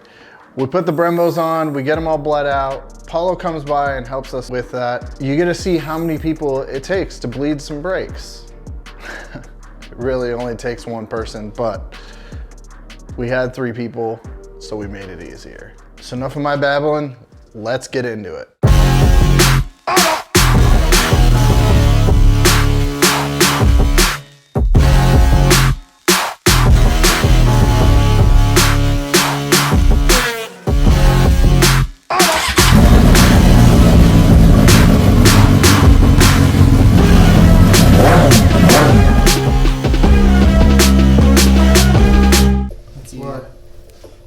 So what exactly are you doing here? You're taking the high grade bolts out These are and making them look like fake Brembos. We want everyone to think that it's China. It's not China.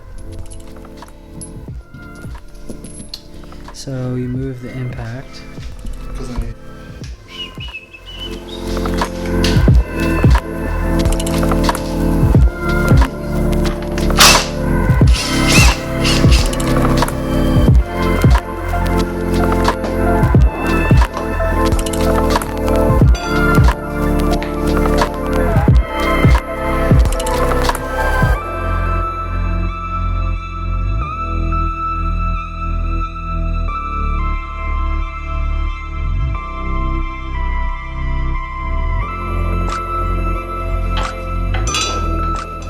Nice composmo bracket. And this is the wrong length. Why you have these, I don't know. Welcome back to the video, Pablo Escobar. Welcome back to sprilling brake fluid. Why is it leaking like this?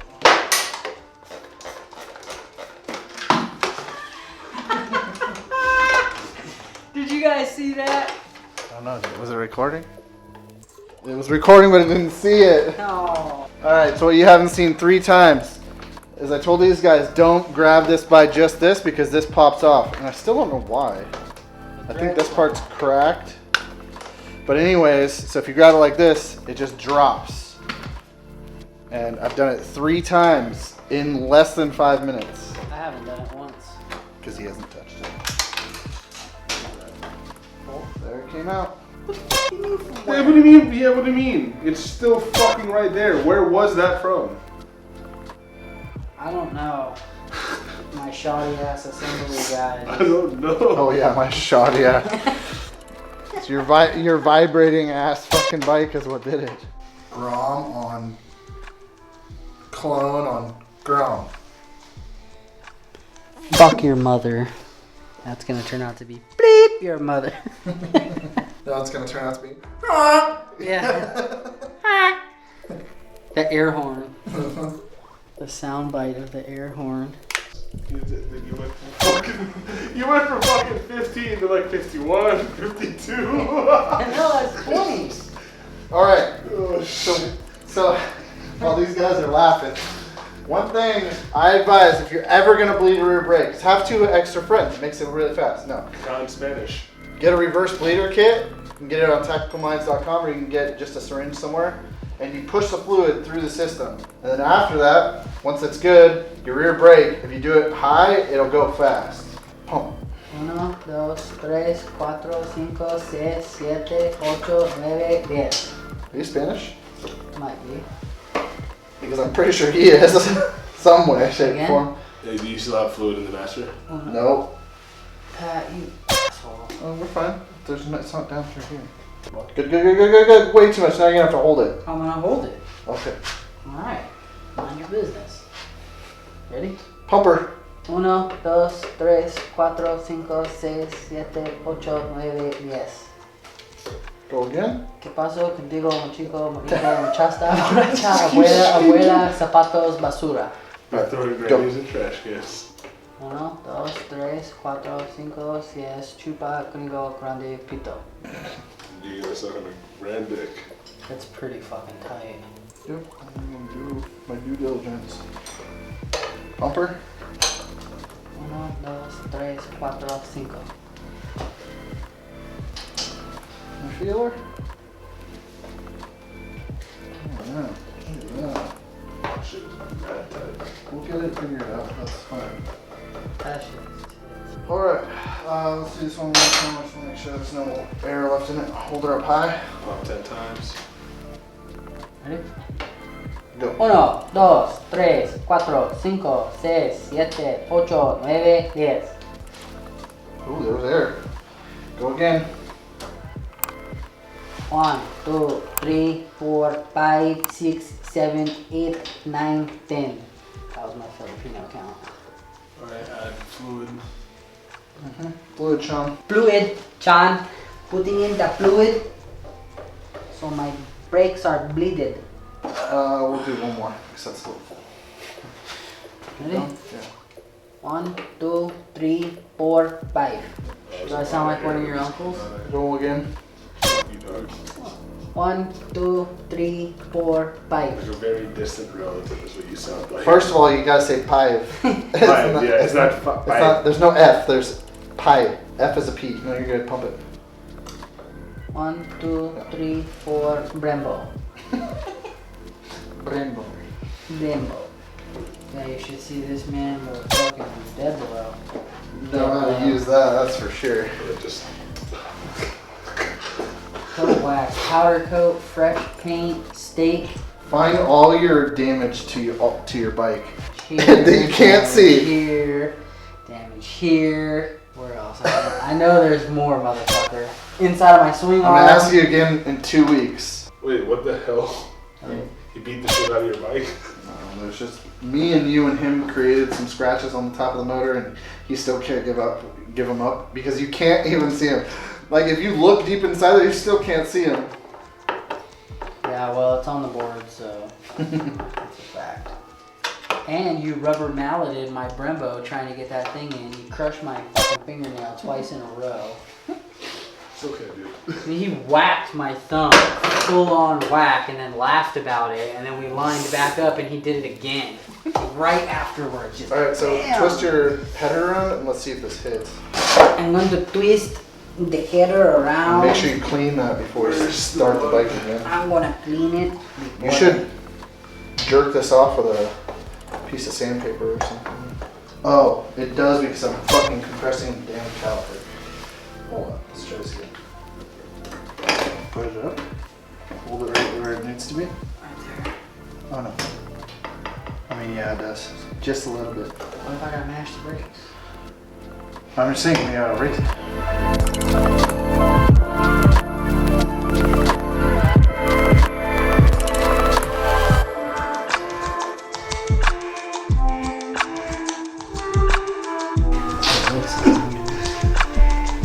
E equals MC squared.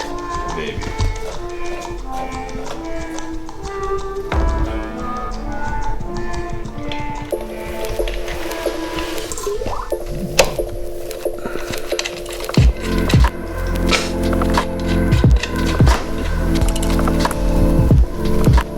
I was gonna say, are you breathing, Pat? Like you just holding your breath the whole time and shit.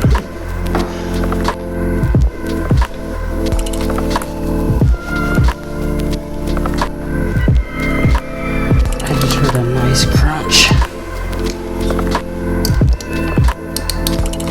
Oh! Crushed my damn finger. So Paulo, how do you feel about working on this amazing machine? You know, being able to actually do a couple bolts and help a little bit. In your own language, how would you say that? Nasisiraan na ng ulo tong mga putong tao na to. Tong basura na to. Walang kwenta. So what does that mean in English? You know, it's a really amazing piece of art. I'm glad I got to work on it, you know?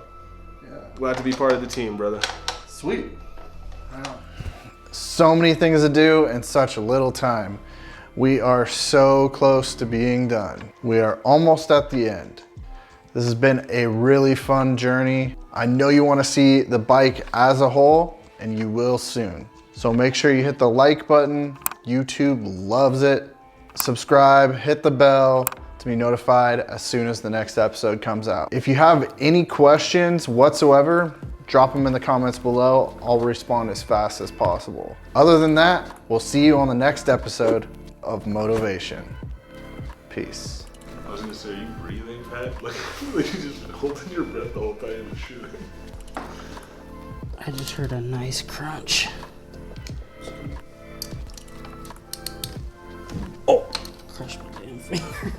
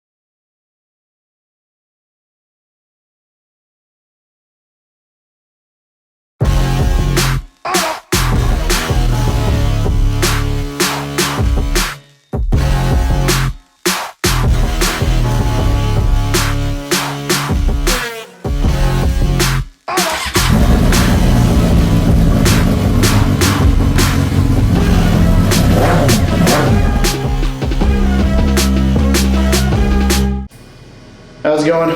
I am Patrick McGlinchey. I run SoDef Films. So why did I do this build for Sean? Well, he's a good kid, he's a nice guy, and he really had an interest in it, and I, showed him a few things, and he really was interested in it. I had this view on this bike. I have this weird thing where I can actually visualize bikes, cars, just things that are modified, to modify them in my mind. I would like to kind of do this more frequently and build more things. I would say visualizing, I've been able to do this in my mind since I was a kid. I used to draw cars and stuff like that. And then over time, like my love for vehicles just grew and grew and grew. I kind of always loved cars and motorcycles since I was a baby. My dad will always tell a story that when I could just learn to talk, I could name the brand of cars driving down the road. And he was an auto mechanic as I was growing up as a child, and then ended up going into a different field after probably about 15 years or so. So I think I was probably right around a teenager when he stopped working as an auto mechanic, but he always, had a love for vehicles and working on them. And he had a nice Toyota pickup, and I always had this dream of having this slammed mini truck, which I still have yet to really build. I've had a couple trucks, but I got into motorcycles in probably about 2002, I believe it was, maybe early 2003. I'll have to look back and see the exact year, but I got my first motorcycle and I just went wild with trying to modify it, do different things, and I knew nothing about motorcycles. I taught myself it all. And in Sean, I see a little bit of me.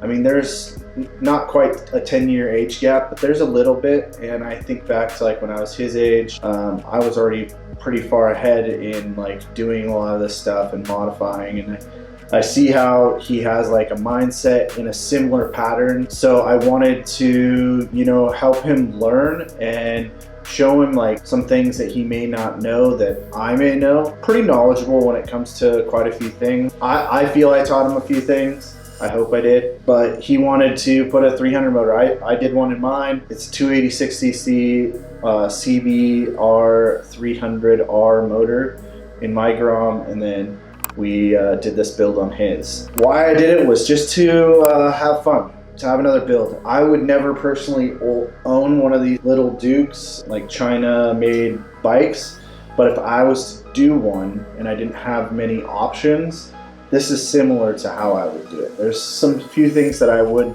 do differently, but that's why this is his bike.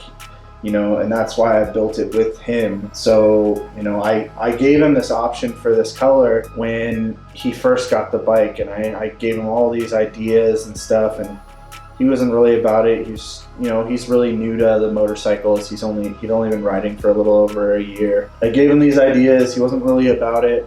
And then, you know, I had a whole nother spare Grom with parts, and him and his brother were interested in some of the stuff, but they have a hard time pulling the trigger on things, even when they are like super cost effective on the Grom side. But since they're in this little clone world, clone army, they haven't quite, I think now they're starting to understand that, like, it's not necessarily about how much you're spending on it, it's the quality and how long it's gonna last. You're gonna appreciate it, you're gonna have more fun, you're not gonna be working on it as much, and you're gonna like it more.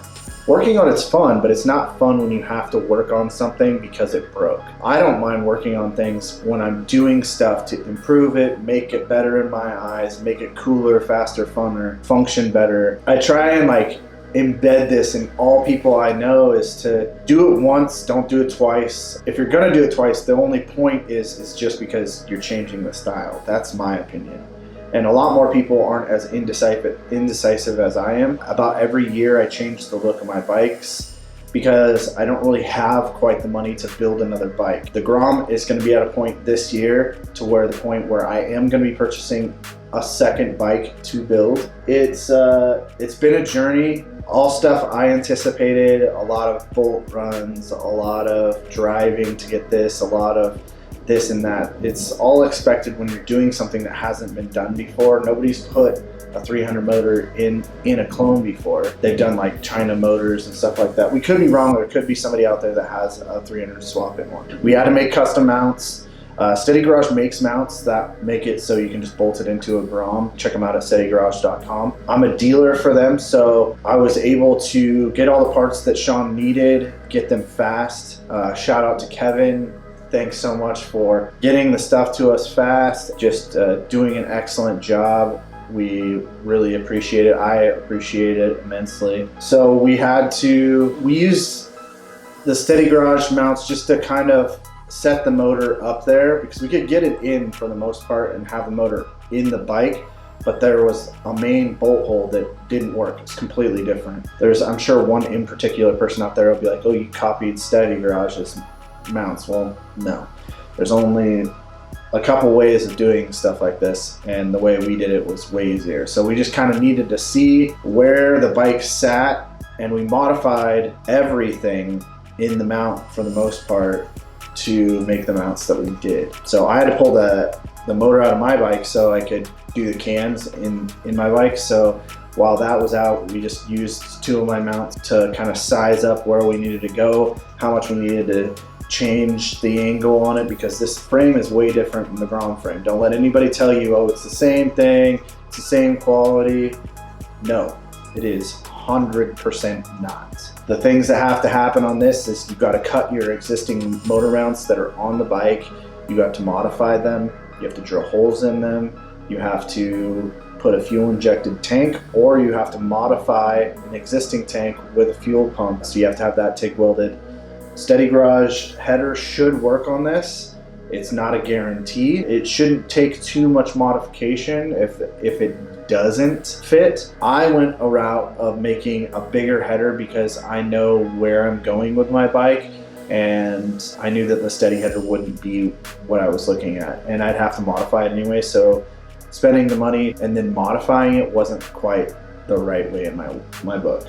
But you can order all the tubing and everything you need from Steady Garage to make a header. It is quite affordable. You can go on their website, you can call them directly, you can talk to Kevin, you can talk to anybody that answers the phone. They can help you. You can also get a hold of me. Go there, send me a message. I can, help you walk through parts you may need, so on and so forth. I can do a build like this for you. I can also install, the 300 swap in the Grom for you. I either have uploaded or am going to be uploading what I did to the Grom and putting it up, so I'm pretty sure that will be up before this. Riding a mini bike and riding a big, sport bike It's just two different worlds. When you ride a sport bike, everything's really serious. Your life is really dependent on you and everything around you. People in the industry tend to be a lot more serious, and some of them tend to be not exactly the nicest people. You know, I've been in the stunt industry and sport bike industry since about 2003 or so, like about a year after I got my bike. When I got into like the scooter, small mini bike crowd, I noticed that it was just a lot more fun and a lot more just like kickback, and just people weren't as serious. Granted, there's definitely them serious people out there. I can think of a handful of people off the top of my head. You can't take mini bikes too seriously. When you get into something like this, you gotta be a little more serious when you're riding, because you're now in the 100-mile-an-hour range. You're, you know, at that point where if you do make a mistake, you can die. I mean, even on 8 horsepower Grom motors, you can die. On 24 to 27 horsepower, 286 motors, there's a very good chance you can die at any point in time. And getting on a motorcycle or a scooter or anything like that, you understand that. You know that, you know, this could be your last ride. This could be the last time that you say goodbye to people. If you understand that every time you get on your bike, I think you'll have a little bit better mindset when you're talking to people that you care about. I think everybody should kind of like think about that, put that in the back of their head. I'm a big person on crap talking and giving people a hard time on the internet and in person. Anybody who knows me knows, you know, I do like to talk trash. I come from an era, it feels like, of that. So anybody that's around my age in their mid to late 30s understands that, you know, you can't take things seriously. You can't be 100% serious all the time. There's a time and a place. When it comes to mini bikes, come on, man, give me a hard time, I'm gonna give you a hard time. And at the end of the day, let's just go for a ride. Let's give each other a high five, shake each other's hand. But back to the build. This build is a lot of fun, just being able, because most of the time when I build stuff, it's either just me. I have built some stuff, buddy Adam, which is a lot of fun. We built his bike, we built his girl's bike, his like little Volkswagen truck, and that type of stuff is a lot of fun to me. Like, those are like memories I'll never get rid of. I'll always remember those things of like building things with other people. The things that I've just built myself, it's hazy, and that's a big reason why I'm doing a lot of these videos now, is so I can look back in time in 10, 20, 30 years and be like, man, that was so much fun. To Sean, I know I've gotten you to spend you know, an extra $1,000 more at least than what you anticipated on doing a bunch of other things, but you're welcome for me just, you know, doing this out of the kindness of my heart. But I think you're gonna love it, man, and I truly appreciate you having the trust in me to help you build this bike and listening to me, even though I have to tell you about 8 or 9 times sometimes on stuff. And you too, Joey, and other people out there. I'm not out there to hurt you or anybody that's out there. I'm there, I'm here to help you. Like, so if I give you advice, I'm not just giving it to you to give it to you because it's like, oh yeah, I'm the cool guy. No, I'm giving you advice so you don't make mistakes that I have or other friends that I know have. I'm trying to get you directly to where you're looking at and what you want. If you want to build a bike, you want to build a car, you want to build something, I have a lot of stuff that I've worked on, built for other people and so on and so forth. I'm super proud of, and the people that I've, you know, helped build those things with are super proud of. And it may not have anything to do with me, but the fact that I helped do that means the world to me. That like they can get on their bike, get in their car, or so on and so forth. They're like, man, I love this thing. I had a hand in that. So it feels really good. That's just something I'm proud about. If that's all I'm known for, then awesome. I would say the key things that I like about this, he actually powder coated his motor mounts, which at first I was like, man, that's gonna look horrible. On my bike, I don't think it would look good. On his bike, how it's pretty naked, how it is, I think it looks really good. I'm super surprised. I did wrap a bunch of stuff. I wrapped like little intricate pieces on his tank because there was like the sticker from the brand, it's VIP, was there, and I was like, I have an idea let me run it by you. I'm gonna do it for free if you take your Ducati stickers and all the stickers off your bike. And it's gonna cover all that stuff for you. And he was super against it. I feel now that it looks 100 times better than it did. You can't tell me that the bike looked better before. Like that, I don't believe you. I do like the fact that he did do the 17 rear fender. There's another fender that's a carbon fiber fender that actually Adam has and my buddy Chaz has. That's really sick, and maybe down the road I can convince him to go that way. So other than that, huge shout out to Steady Garage. Huge shout out to Sean for you know, letting me put my touch and style into his own bike. I hope he's excited about it. The one thing that's funny is the only things that are stock, that are left completely stock, well, technically is nothing.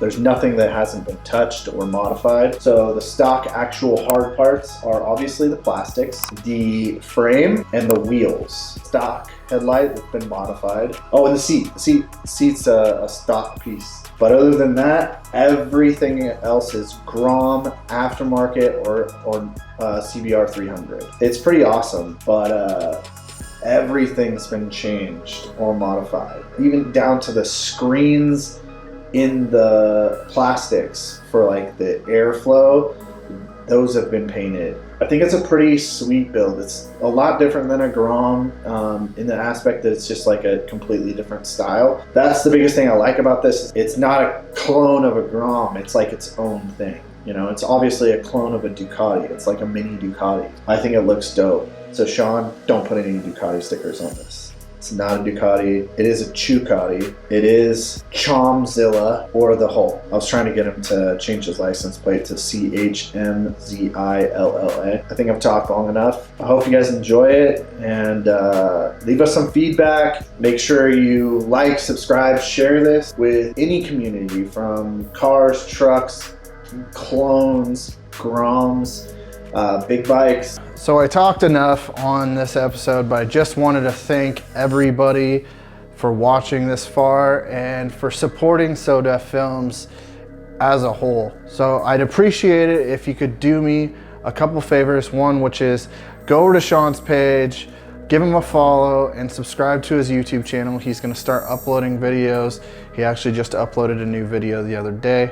Make sure you give Moto Bro a follow. Everybody else that has showed up in the videos, Paulo, Christian, Joey. Again, thank you. Please subscribe, hit the like button. Other than that, we only have a couple more episodes of this build left. I'll see you on the next one. Peace.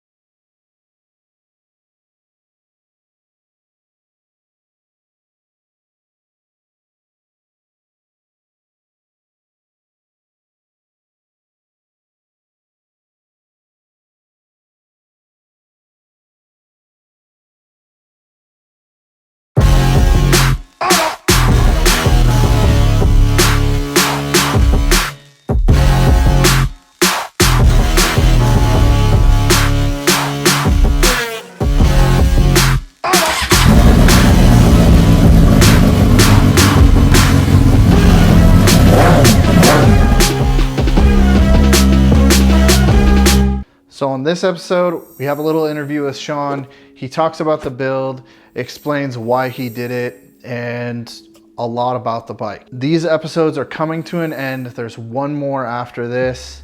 So make sure you subscribe. If you haven't seen all the prior ones, go ahead and go back, and then we're gonna be moving on to a lot of different content. So take it away, Sean. Sean Roberts, Las Vegas, Nevada, Sin City. I have a mini bike because I didn't want to buy a big bike. That's why, honestly.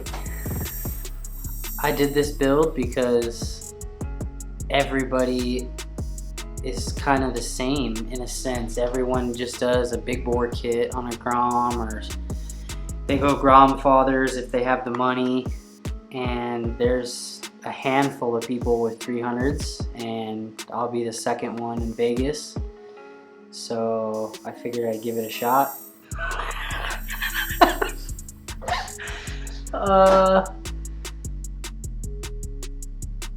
I didn't want to spend the $4,200 for a brand new Grom. I wanted something new, so I got a clone for less than $1,000, and I used it for what it was. I swapped the motor in it, and I basically did tasteful, well, what I thought was tasteful mods here and there just to get me by. Now I'm in this build still probably just a little bit over what it would cost somebody to buy a stock Grom. I bought a clone and fit a 300 inside of it for about the same price as an OEM Grom from the dealership. I feel like once you have the ZS190 and you go 212 4-valve, the 212cc piston and the 4-valve head, that the motor is great and it runs good and has a lot of power, but that's pretty much all you can do. At that point, I mean, yeah, you can machine the case and put in a bigger piston and hope for a couple of horsepower, unreliable horsepower in my opinion. And the 300 just is more horsepower or equivalent horsepower to a ZS190 with the potential of making more horsepower reliably and not having to order from overseas every time something breaks or goes wrong. I just go right to the Honda dealer, order what I need. There's off-the-shelf performance parts. It's a really popular engine. There's a 300 class spec racing, and the capabilities are kind of endless and a lot greater than you can get with a China 212, which I still have in my spare bike as a buddy bike. So whoever decides to come for a ride, they can just jump on that, and then I'll ride the 300, and so I got the best of both worlds, basically. Do you like men?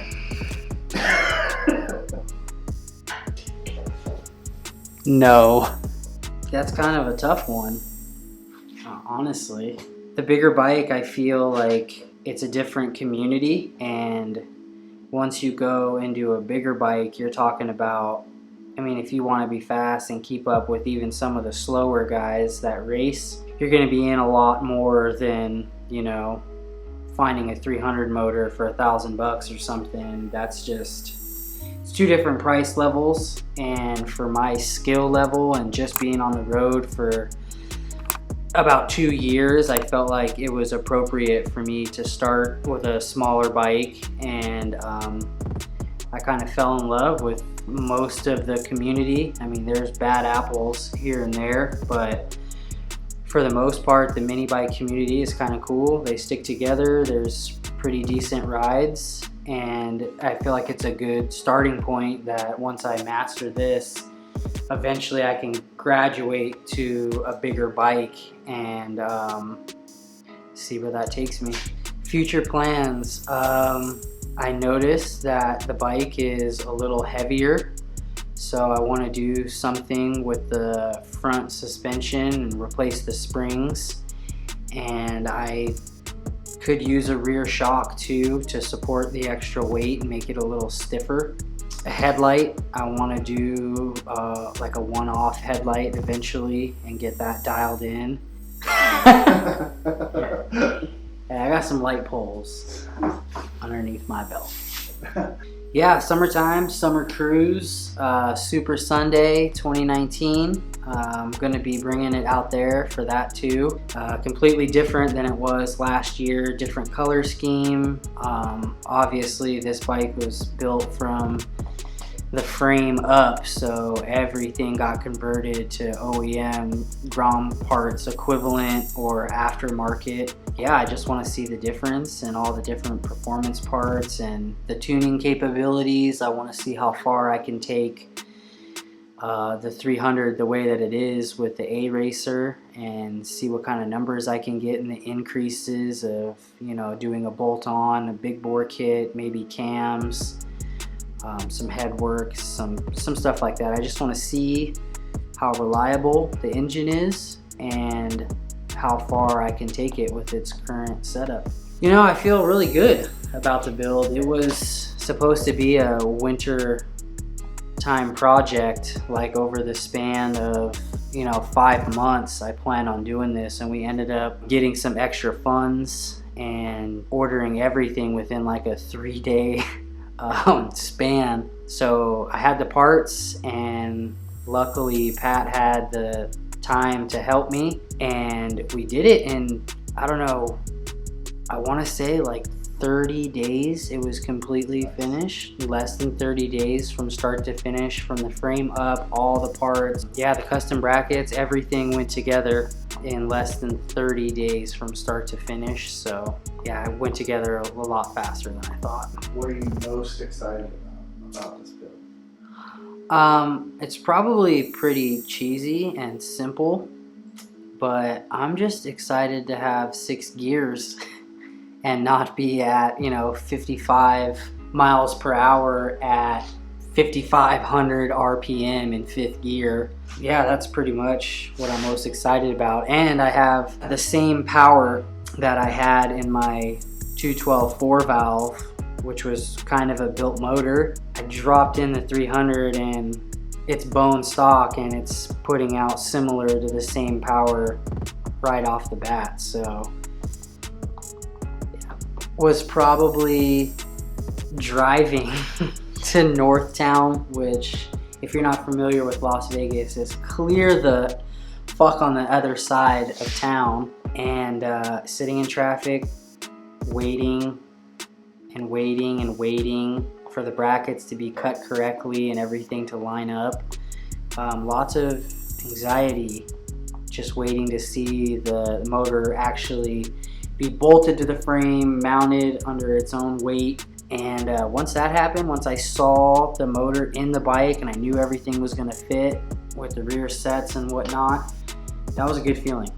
That was a real good feeling. I felt like it was just a home stretch after the motor was mounted. That was the hard part. The reason why I went with the Shocker Yellow was I was open to ideas. I was kind of back and forth on a few different color choices, but my buddy Pat, who helped me with this build and editing this video, he suggested the color and he showed it to me, and he's been on my back basically since day one, since I had my other bike, to switch to that color or try it and see if I liked it. And I didn't really know how I felt about it, but I saw it in person in the sunlight, and that's kind of what set me off with that color scheme. And then we went, I don't want to say wild with it, but we did the foot pegs, the brake levers, the triples, the motor brackets, the wheels, just tasteful stuff here and there that we could throw in and get in that same color. It looks really good, and it goes good with the white, so that's why I went that route. The most difficult part of this build was dealing with that shit.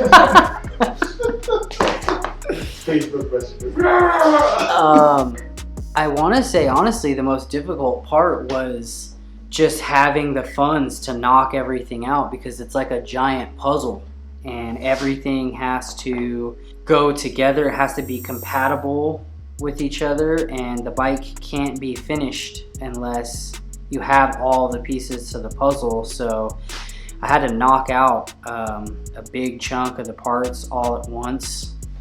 So even around tax season, money was an issue. Yeah, luckily I just came across some extra funds. I pulled some strings and made some stuff happen to get it done. Other than that, probably the fabrication on the gas tank. It's got a custom 3-gallon gas tank, which was kind of cool. I used a clone gas tank along with a Grom fuel pump and fuel line and everything else. So I had to figure out a way to stuff a fuel pump in a place, in an area, in a bike that it was never meant to be. That turned out to be quite difficult. We have a good fabrication guy, which you'll see in the video, that did it all for me. Shout out to Trev Tech Motorsports, Las Vegas. Oh, regrets.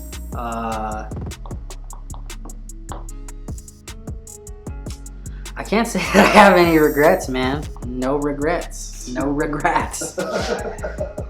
Not at all. I'm glad that I swapped to Brembos first off, because I've always had squishy ass brakes. What really draws my attention is just the color scheme.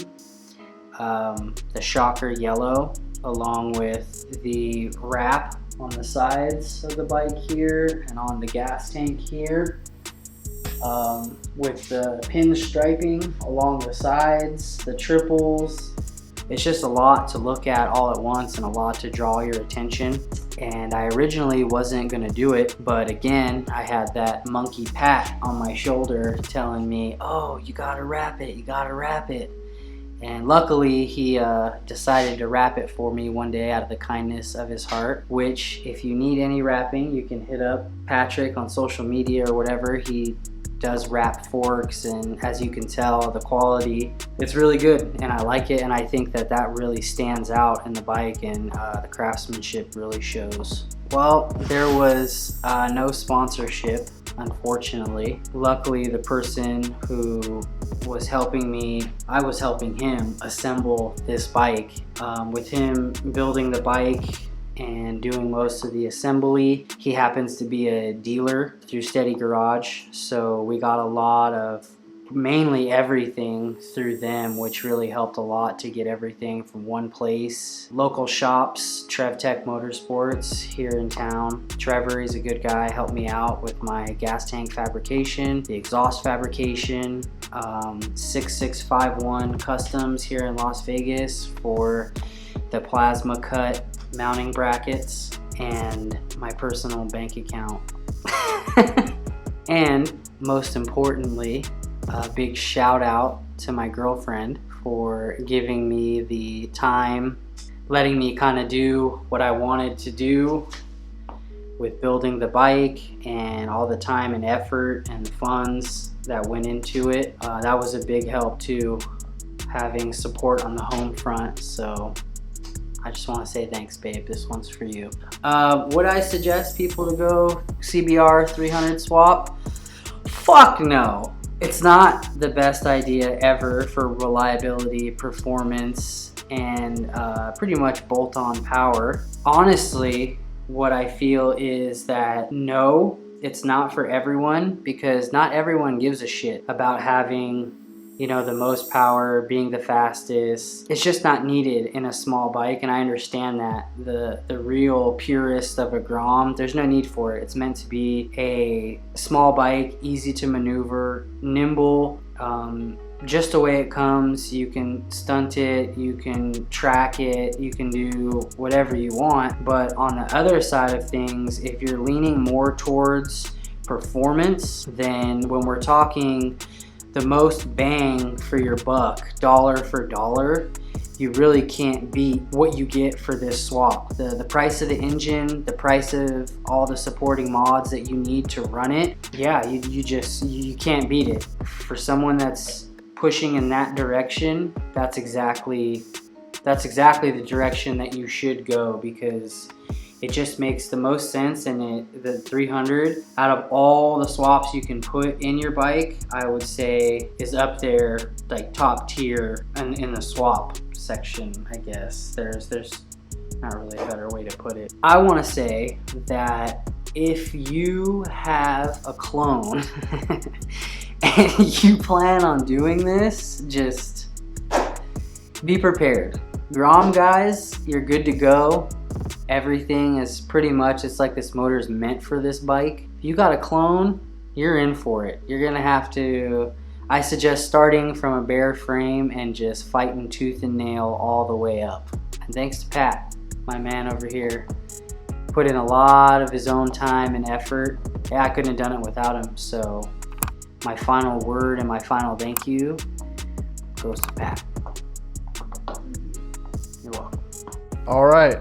Thanks so much, Sean, for the interview and letting me be a part of the build. I do appreciate the things that he did say. So if you guys could do me a favor, go follow him on Instagram, go subscribe to him on his YouTube channel. He is starting to upload videos. Other than that, we have one more episode. Click the subscribe, click the like button. It helps.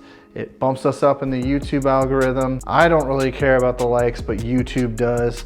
So to put us seen to other people, the likes definitely help. And if you want, leave a comment below. Let us know your thoughts on this project. Should he have just gotten a Grom? Should he have gotten a bigger bike? I don't know. You tell us. So don't forget Tuesdays and Fridays.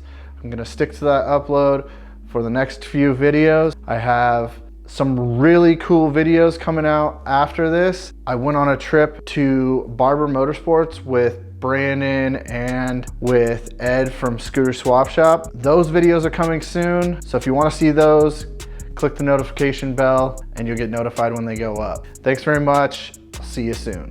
Peace. How's that? You want to see? It makes your face look super fat. Dun dun dun. Stole from all the children in Africa to fund my bike. I started a back page for Filipinos. Started a casting couch for Filipinos. Alright.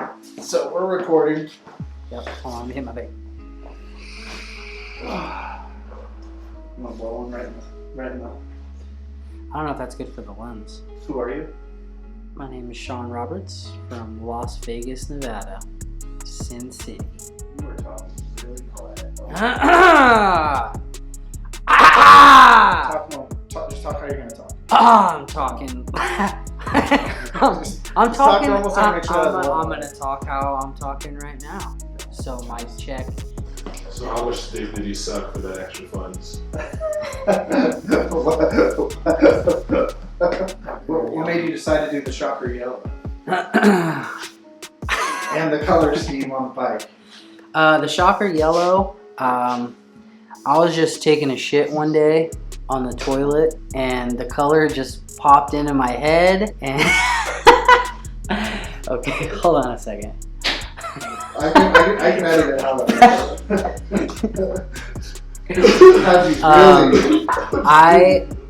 Good. I'll say, like, do you have any final words or bullshit to talk about? Would you suggest this build for anybody? Oh yeah, good one. Would you suggest going to a 300 and maybe be like, no, I don't want anybody to go to this. This is not the best idea ever. This is for only ballers. Yeah, you ask the question and then beep it and be like, going 300? Fuck no! Don't go 300. And then you're like, "Brr!" You hit the air horn. First of all, what should I put the subtitles as? So I'll put the subtitles wrong, but only the Filipinos will be like, oh no, he said this instead. Yeah. So what should I? The title What should be like, I can't believe I'm working on such an amazing piece of art. And then he's like, can't believe these fucking white people spend this much money on trash. Yeah, that's perfect. So they should do it while I'm working so on what it. what is Paulo really saying? Because I'll put this literally at the last video, the last everything. I'll put what it actually is at the very end. Well, like last thing. Yeah, exactly what I said. So what was it?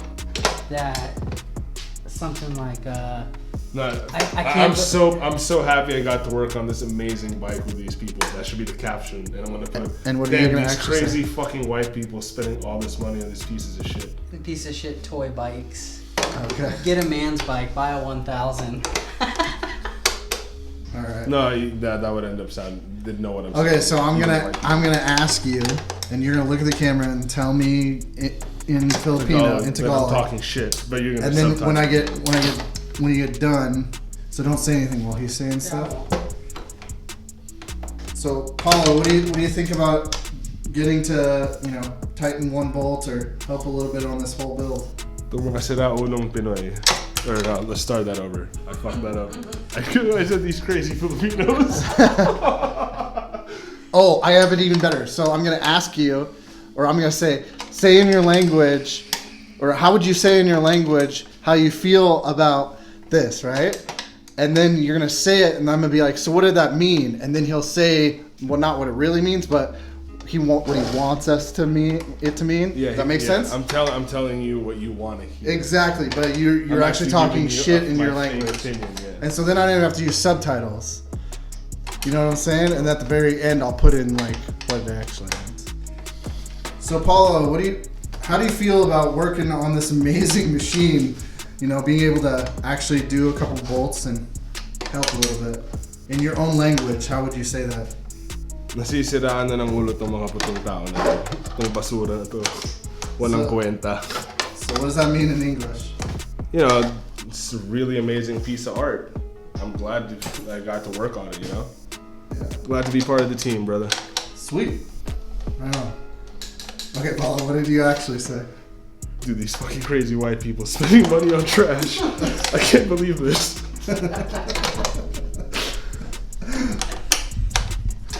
All right, so that's for your Filipino, for all the Filipino watchers. Hopefully you catch it in the video, but this is obviously the end of the video, so you get to see it.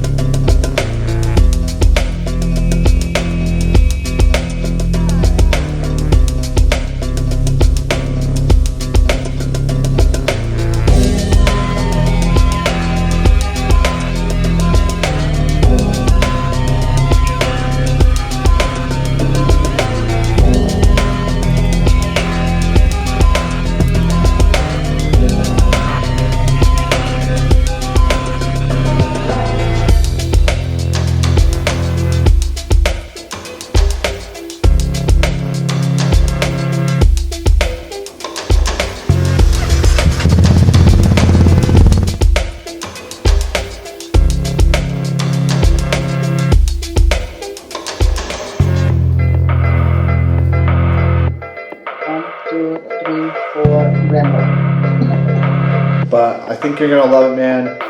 And I truly appreciate you having the trust in me to help you build this bike. Thanks to Pat, my man over here. Put in a lot of his own time and effort. Yeah, I couldn't have done it without him. So my final word and my final thank you goes to Pat. It's not a Honda, or like a Honda, without a Honda badge.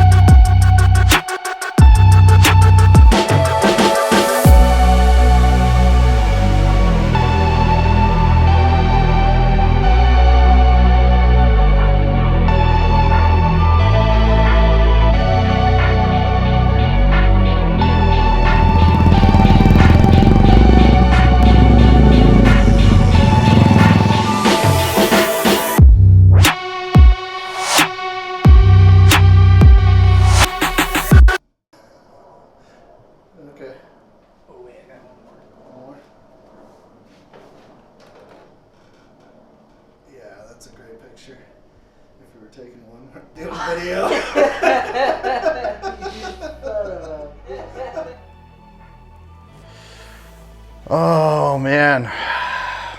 Sorry that it took so long to get all these videos out. 2019 was crazy, but it's 2020. I got all the videos done for Sean's bike and I got a ton more. I just see that last upload on SoDef Films 8 months ago. That hurts. But I do edit video for a living and I've been doing a lot since then. I want to thank everybody for all the support. I have 4 videos uploading as we speak for Barber Motorsports. Me, Brandon, Ed went out there. I shot a bunch of video for Scooter Swap Shop. I wanted to thank the few companies that helped us with this. Steady Garage was a big help in getting all the swap parts that we needed.